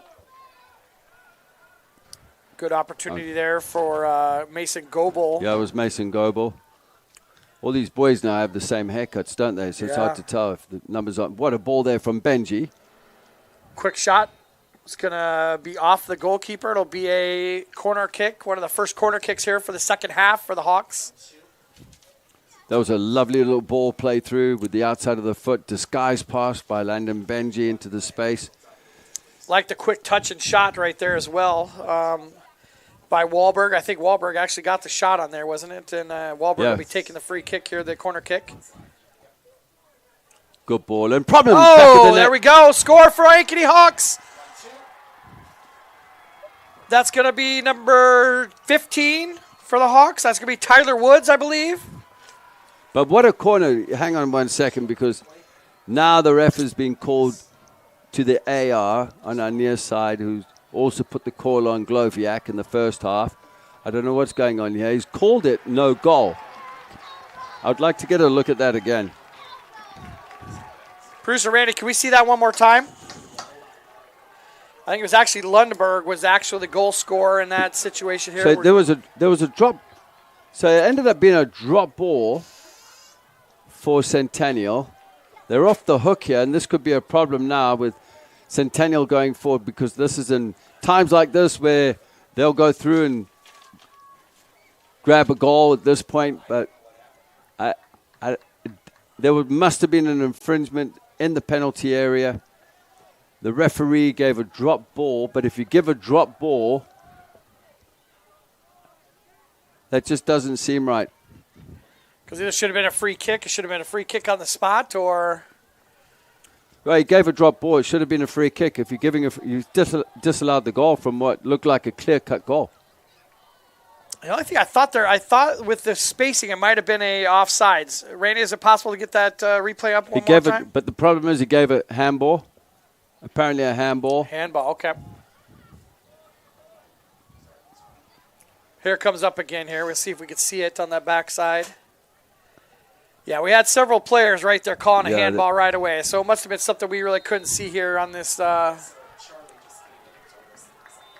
the replay. So we had some outside individuals come in and let us know what the call was. But the Jaguars down on the field knew what the call was, but we missed it up here. But it's going to be interesting to see if the Jaguars can take some momentum from the stopped goal, from the no goal here, as they've been putting some pressure on the Hawks, and if the Hawks can keep that in a positive momentum going. Duex chips that ball in.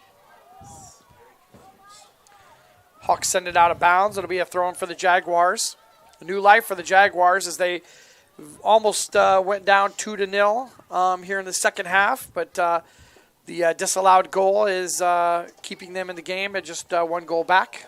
Definitely a lifeline for them. They don't want to go 2-0 down at this point of the game, especially with the way momentum's going.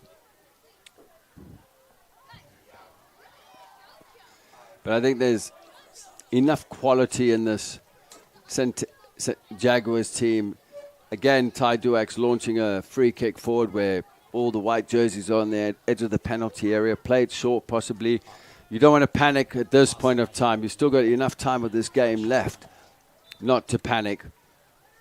Got 25 minutes left of this match. There we go. We're going to see this one more time on the header. Okay, that's where it was. The missed header caught the goal scorer, number 13, in the arm and put the ball down to his feet, so he's able to score that. So great job by our production crew actually finding that infringement, and good job on the referee for calling it, because that was a bang-bang play right there in the box. Could have easily been called the goal and would have missed that call for sure. So nice job, production crew, for CISN. Producer Randy. Cameraman right on it. Hawks take the free kick. Gloviak driving the ball again. Now it's cleared away. Centennial, the Jags just need to get the ball on the ground. That's where they're best, as you see De La Cuba pulling the ball down. He turns and spins. He's the type of player that will thread that pass as well and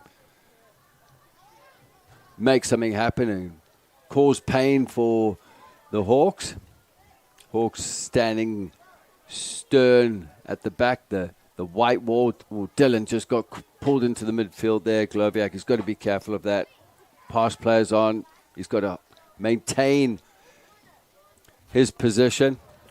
Doesn't want to leave space in behind him for the attacking midfielders of Centennial to come into. Look at Landon Benji. Benji, nice. 1 versus 5-3. Pressuring all the way down to the end line, is going to get himself a throw in really far deep in there. But Benji just did a nice job of controlling that ball with a single touch there, putting it right on his foot and able to go all the way across, just as a force of nature out there right now, controlling the ball. Yeah, but you see, I'm just amazed at the amount of gap. The gap between the lines was 30 yards at least. The back line from Centennial weren't pushed up. Maybe they have thinking about dealing with the pace of Landon Benji, but he's been offside a few times in the first half. You could deal with that.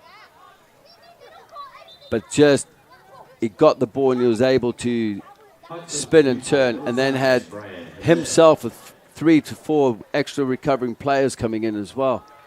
Like I said, just amazed at the pace he's able to keep up with the ball at his feet. Usually that's the time that that offensive player slows down a little bit, is when that ball's at their feet. But Benji just seems to keep exactly the same speed no matter if he's got the ball or not. And got a substitution coming into the game. Brian Jimenez into the game, number 5 for the Hawks. Gannon Ripley with a cross, beautiful cross, and that might have been Brian Jimenez on the far side there, who just wasn't able to control it enough to get a shot on goal. That's him on the ball on the far side as he's trying to take on 2 defenders. Gets the ball off of one of the defenders, and it goes out of bounds. It'll be a Hawks throw-in on the far side. Ripley showing some great skill hitting the byline, getting the cross, and Jimenez was surprised when it hit his foot. He could have done better with that. Most definitely could have done better. Yeah, Ripley had a beautiful ball across there.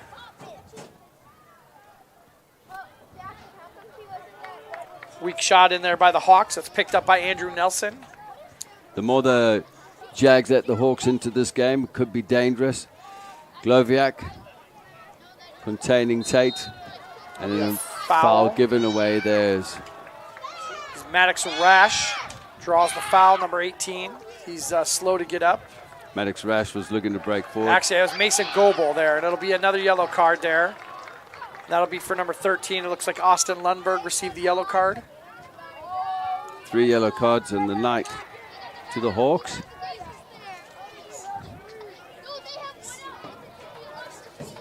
Looks like he's being replaced by Roberts, I believe.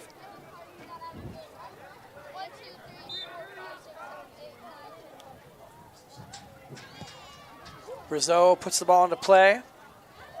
Headed up by the Hawks. Wahlberg sends it out. Controlled on the top of the key by Rizzo. Rizzo called for the foul. It'll be a free kick for the Hawks. There's not much in that. Plus, it was going the Hawks' way. Jimenez made that forward run, knowing he might possibly get it.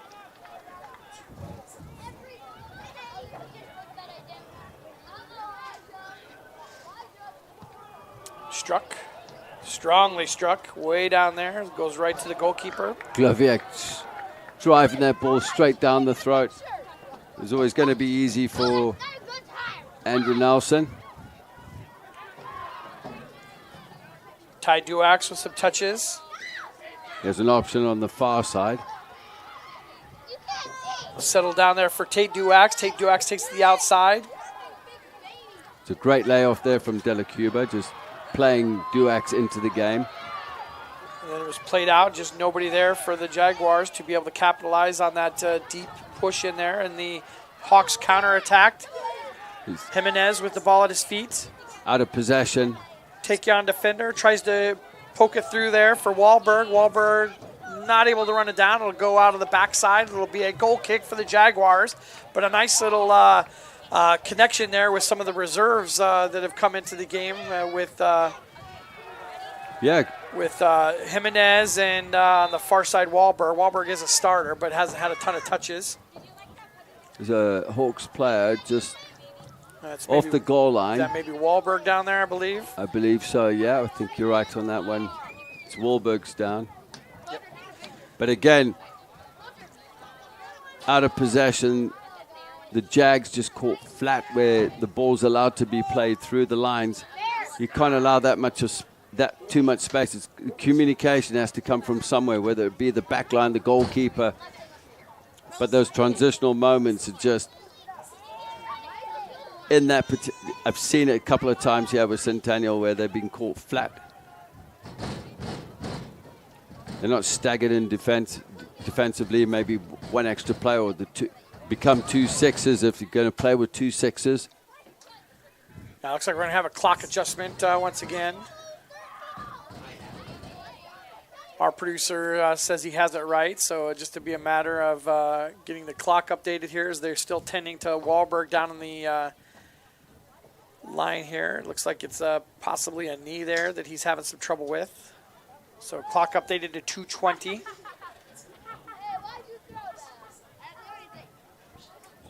So Wahlberg's off the field.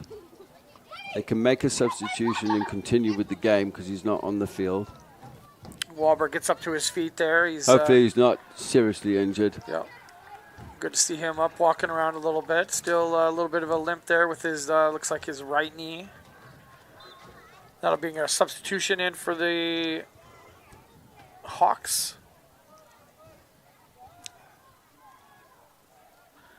That'll be bring number 8, Jack Kroski into the game. So Kroski comes in. Wahlberg's having a great game so far. Hopefully it's nothing too serious. Kroski looks to be playing maybe that the right side defender. Now some crowd kind of getting a little bit upset here as the ball's called throwing for the Hawks. Actually, is going to be called for a foul over there on the far side. It'll be a free kick for the Hawks.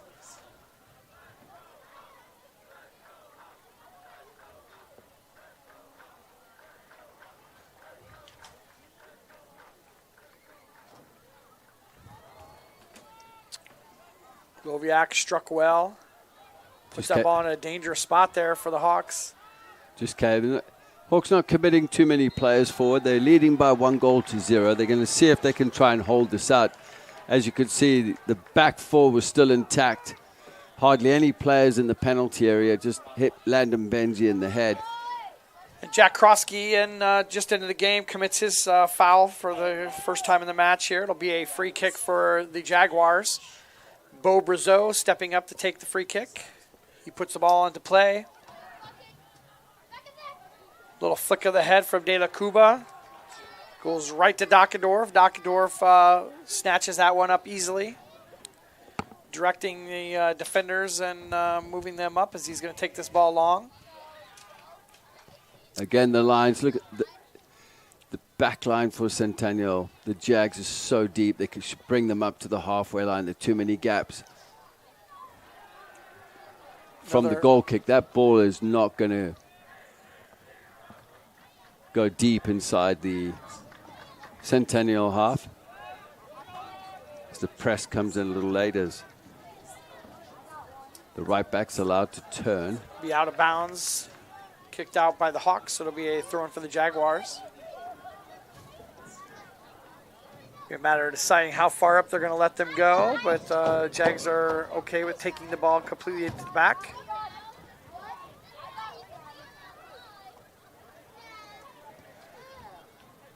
So Jack Crosby has come into right back from what I see. Yep. Or into the midfield. He's a little bit out of position from what I'm seeing. He's meant to be in a central midfield position. Build up here for the Jaguars. Brock Brazeau tries to thread that ball through a couple defenders and just goes without anybody else touching it. It goes out of bounds. It'll be a goal kick for the Hawks. Dockendorf sends the ball back into play. Onside here for Benji as he pressures both the defender on the back line and the goalkeeper. Opportunity here for the Jaguars to counterattack. This is where I'd look to try and get the ball if I was Centennial. The Jags try and get the ball to our near side, right side. Kroski has come in and he seems to be just a little bit unaware of his position defensively. He's playing pretty high unless they move them back to just a three-man. It's a back four. He's in the midfield now. He's got to cover. So this is an area they should look to hit here. Nice heel pass there by 16. It puts it right into the front. And that's a chance there as well. But you see Kroski's not too sure of his positioning here. Look at the overloads on the far post. The back four, he's actually playing in the midfield, but the overloads, he's unaware because of the overloads that Centennial are creating in the midfield, so he's unaware of his position. Well, the overlaps are going to be able to really feast on that positioning update there. Ball comes all the way across. Nice cross for the Jaguars. And Ankeny sends that one way out, and we've got an injured player on the field there as he took that kick and sent it all the way down the field. They're going to send it out of bounds. Good bit of sportsmanship by the Jaguars to give them an opportunity to take care of the injured player. Looks to be a cramp. Is that McMillan that's gone down there? Or? Yeah, I'm not sure. It's somebody on the back line. Yeah, a here, little back heel there and earlier on, just causing a few problems there with Duax combining with Gobel.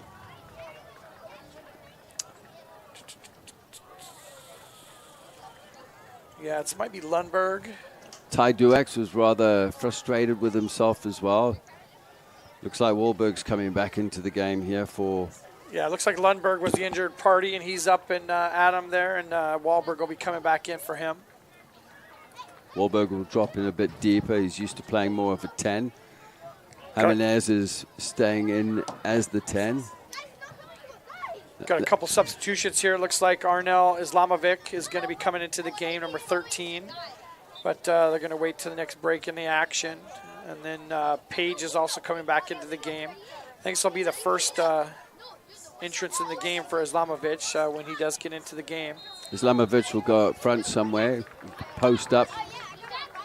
Looks like this will be an opportunity to get those substitutions in here. But I think the new rule is the substitution can only happen on balls out of the side. Is that right? So on free kicks or fouls, they can't make the substitutions at that point? 'Cause Here's what I think. I think the coaching staff for the Jags have said not on this. Okay. Because momentum's going forward, and they might need those key players that are coming out to stay in. They're very, very deep. Well, one there from Dylan Gloviak. But my concern would be how deep the Hawks' backline is on top of the goalkeeper's toes. Yeah, I'd kind of hope that they'd create that little bit of an opportunity for a trap there on the backside if they're going to be pressuring up that hard. Now it's the substitutions in. I have Logan Page coming into the match, and then Arnel Islamovic coming in, junior midfielder. Got Mason Gobel tossing the ball in. Islamovic is going to top in the 9. You know, when you talk about, coming into the game this late, Islamovic wants to prove himself. You know, he's hungry. A little bit of miscommunication there as the ball dribbled into the goalkeeper. Dockendorf was there with no problems, but it looked like the communication maybe was a little bit lacking as that ball came into This is where there's no rush. Landon Benz just played himself on side. They did well. Nice little flick of the foot there for his right foot. Puts a shot on goal, but it goes off to the right side. Did well there. I watched him out of the picture, just get himself onside quickly in between the two center backs. Ankeny steals it in midfield. They push forward. I don't know why they shooting from there. There's no recovery runs here from any of the black jerseys that are up front. Just keep the ball and be patient. That, and you had no rebound help there as well, so if it did bounce around, it wasn't going to be anybody there that was making a run. Benji with pressure on Riddland, gets the ball, tries to squeak it in to 17. 17 gets a shot on goal.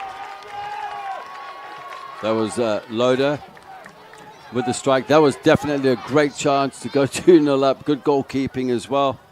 But again, it's caused from players like Landon Benji, Loader with a great run. Benji's now on fire. He's looking for the return here. No, he's not going to get a penalty for that.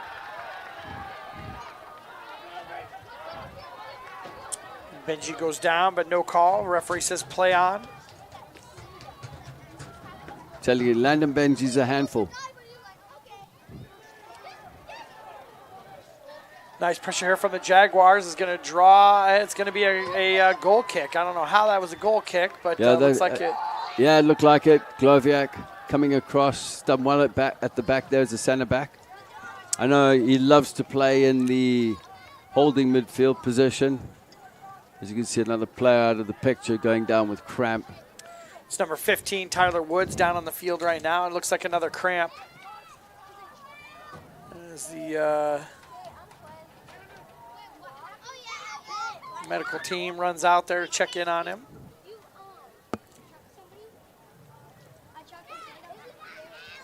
Hopefully nothing too serious, just a cramp.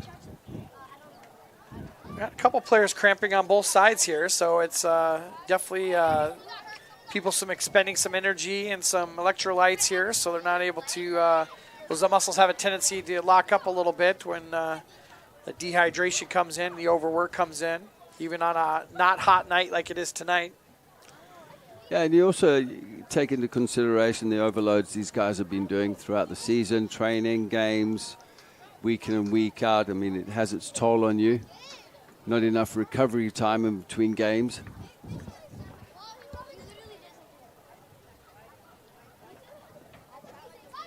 Looks like the sub for him is going to be a Brandon Taut. Like I mentioned earlier on, in discussion off the broadcast, it's either going to be a Landon Benji goal for the Hawks and the Hawks win 1-0, or it opens up and it's going to be a goal fest for Centennial, the Jags, who have had some chances here, Austin, and hopefully it'll be all right. Looks like it's yeah, I think it's just that calf cramp is what it looks like to me. It looks like he's walking a little bit better with each step there. Woods, part of the back line, playing it right back. He's been through the wars today, done a good job so far. Hopefully he can get back into the game, as we've been seeing them defending, holding a stern Great Wall of China back there. Nothing's going to get past us. But again, here, that could have been the chance if the right touch was taken. Yeah, Logan Page had an opportunity there to get that ball to his feet, and it just goes awry.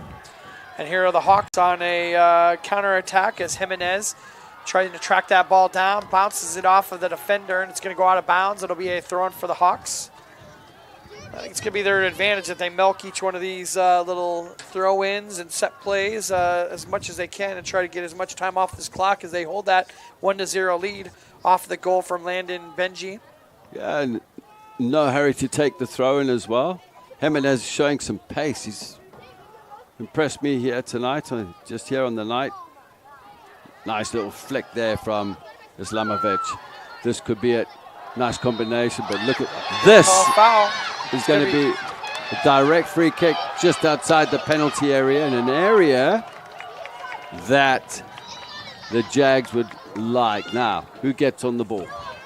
Good replay here as Logan Page gets in there and just hipped out of position by the Ankeny defender and does draw that foul. I think it was definitely a foul here as Ankeny sets up their 5-person wall as I think this is right up Ty Duax's alley, right? These free kicks like this. Yeah, you got Ty Duax. He's a specialist here.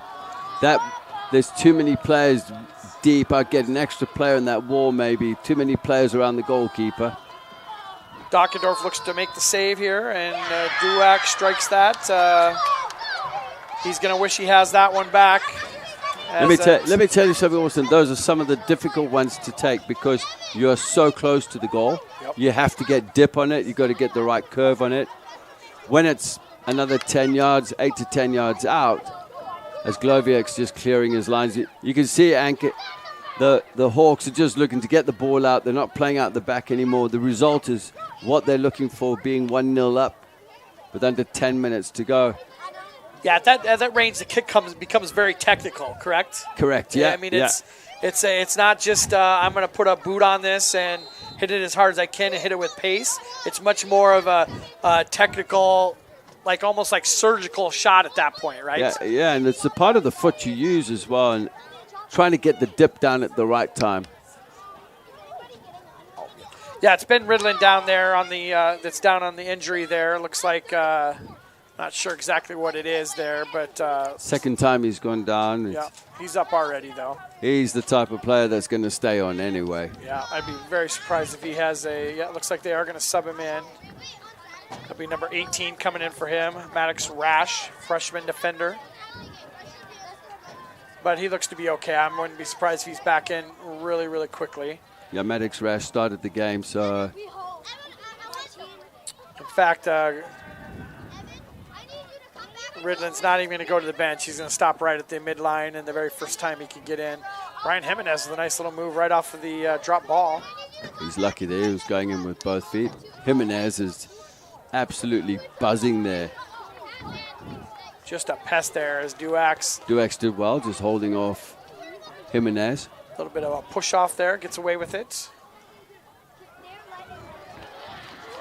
Islamovic has done very well since he's been on. He was involved in that passage of play where he laid the ball off out wide, which led to the free kick just outside the penalty area.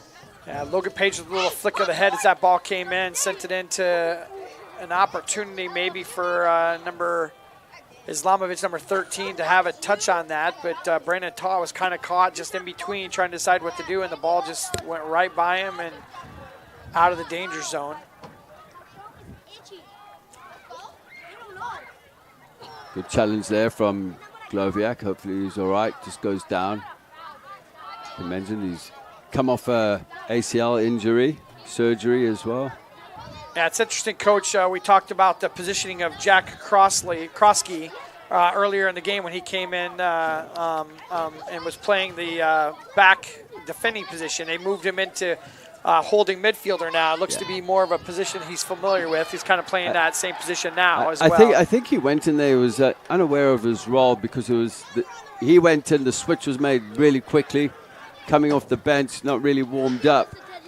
Kind of was playing in between both of those spots, yeah, right? His understanding about his role, especially off the ball, he was unaware, unsure with what to do. But he seems to be a lot more comfortable now as a nice, easy gather there for Andrew Nelson. Now, just looking at the shape for Ankeny, they've got 5 people on that back line. Is that maybe a change that they made here just to make sure that they don't give up anything silly? So what's happened here? Centennial, they're committing players forward. So they had 5 across the line. So all Ankeny Hawks are doing is bringing 1 extra player back. At this point of time, with 7 minutes to go, what a ball played in. At this point of time, the result means nothing. If they concede another goal, it doesn't matter, but there's a chance they could tie the game. They might stay the same, but then they would revert back to the original system. But now they're just pushing players forward. But here's the problem. If you see the gaps between the lines, especially with 2 at the back, with the Hawks still pressing with Benji, they've still got Benji going, they've got Loba going, they've still got Jimenez going from the midfield. They're still playing with 3 up there. At least they're playing here with like 7 behind the ball. Well played by Dockendorf. He's going to go right to the ground. He's going to milk that clock. But I think Benji's just got to be up top here, just salivating, waiting for a ball to come in to get a one-on-one with one of these defenders and be able to push that ball up. But yeah, he'll cause problems, and that's exactly what the Hawks want is attacking players. Tate was going square. Poor clearance, another poor clearance. This could be dangerous. Brock Brazeau takes a shot. Tate Duax on the ball. It's going to go off of an Ankeny Hawk, I believe. It'll be a throw-in for the Jags. Ridland back into the game, as well as number 5 into the game, Andrew Kruger. One of his first forays into the match as the Hawks have a throw-in.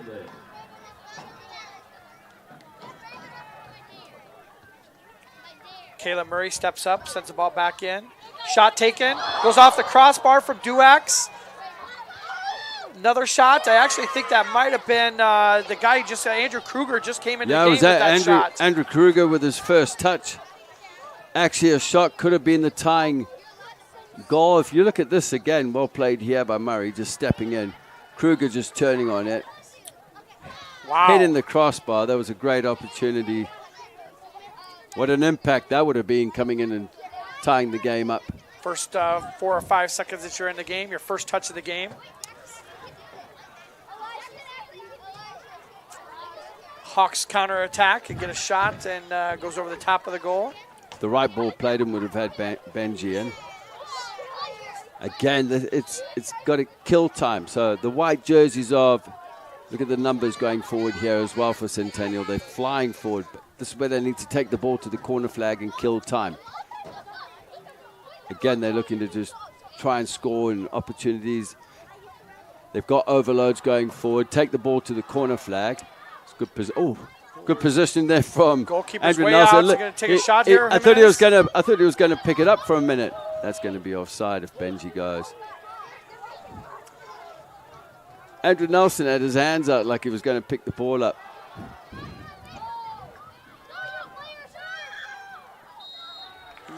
Who's that? Draws a foul there. That's Islamovic. Draws the foul. Islamovic did well there. And free kick taken, and it's already taken. It's headed out of there by the Hawks. That looks like Wahlberger's gone down again.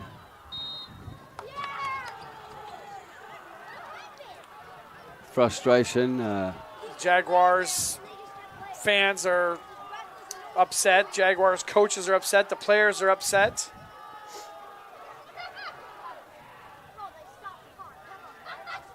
Coaching staff, the fans. The score still remains the same though. 3 minutes, 30 seconds left to go here in the match. Looks like the substitution is going to be Kingston Ukbabi.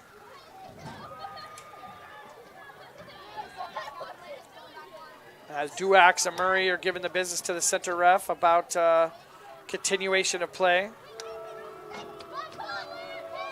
There's going to be some tired legs after this match.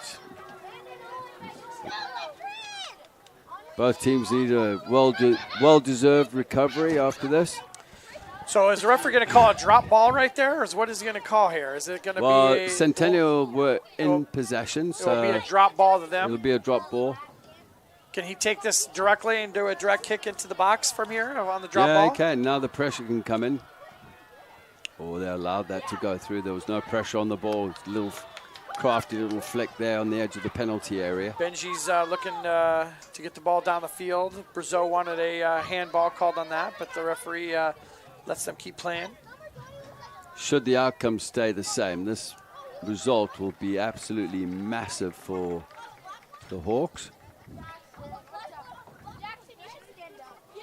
Be a throw-in for the Jaguars.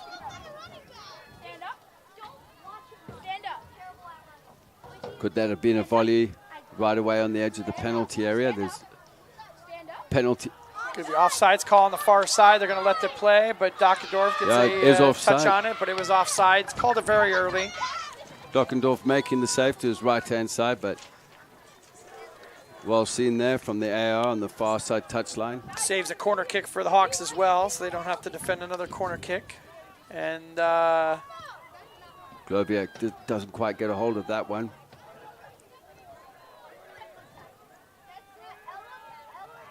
Numbers are definitely pushing up for the Jaguars. They're pushing everybody up, trying to get something to break loose here as they send the ball all the way across.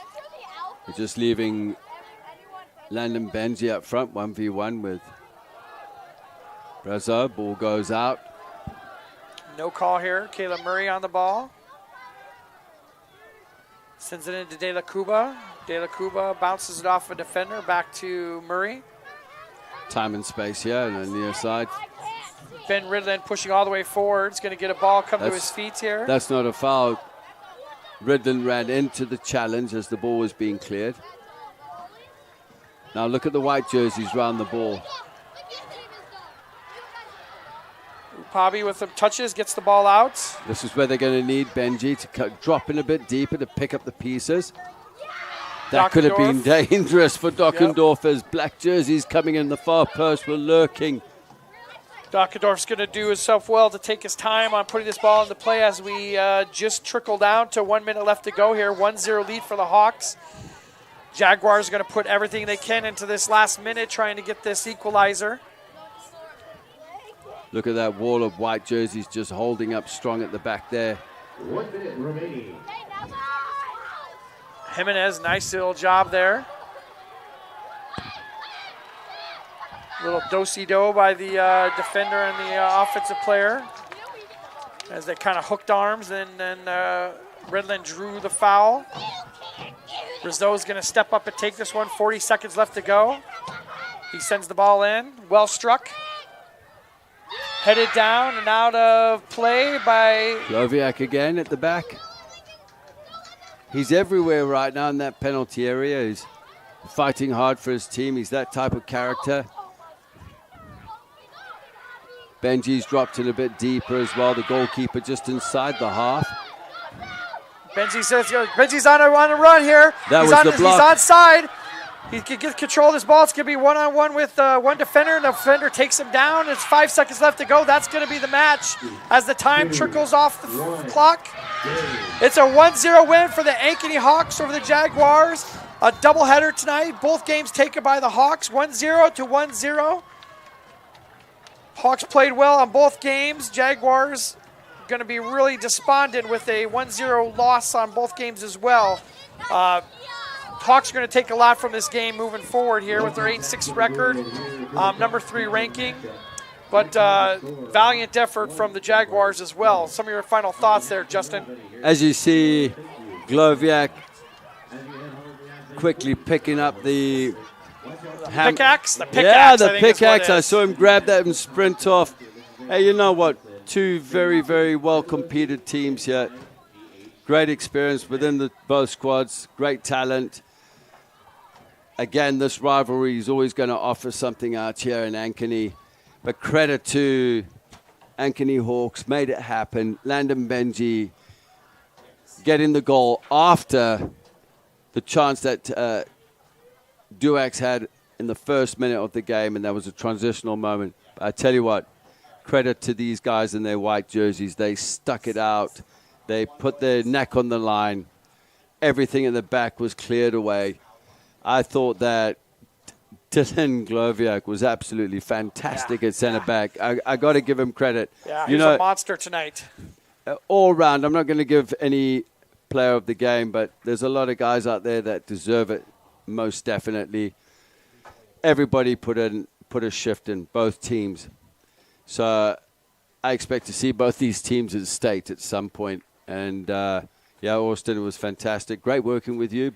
Great results, obviously, for the Hawkettes and Hawks tonight, 1-0 and 1-0. Yep, as we take a sweep here for the Ankeny Hawks on both games. Girls game earlier tonight, 1-0, was a penalty shot in the first half that scored the goal here. We got the goal here from Benji. We'll go with a nice replay here. Just a strong play from him. Just willed that ball in. Just toe pokes that past the goalkeeper. Goalkeeper came out, was square. You're going to get caught with a player like that. Well, and that'll be all for us. I appreciate Justin Forrester helping me out here with the color commentary this evening. Had a great time working with him. And the production staff, producer Randy on the dials back behind us. We're going to call it a night. 1-0 win for the Hawks in the first game, for the Hawkettes with the win, and a 1-0 win here in the final boys game, 1-0 win all around. So we'll call it a night, and we'll see you next time here on CISN.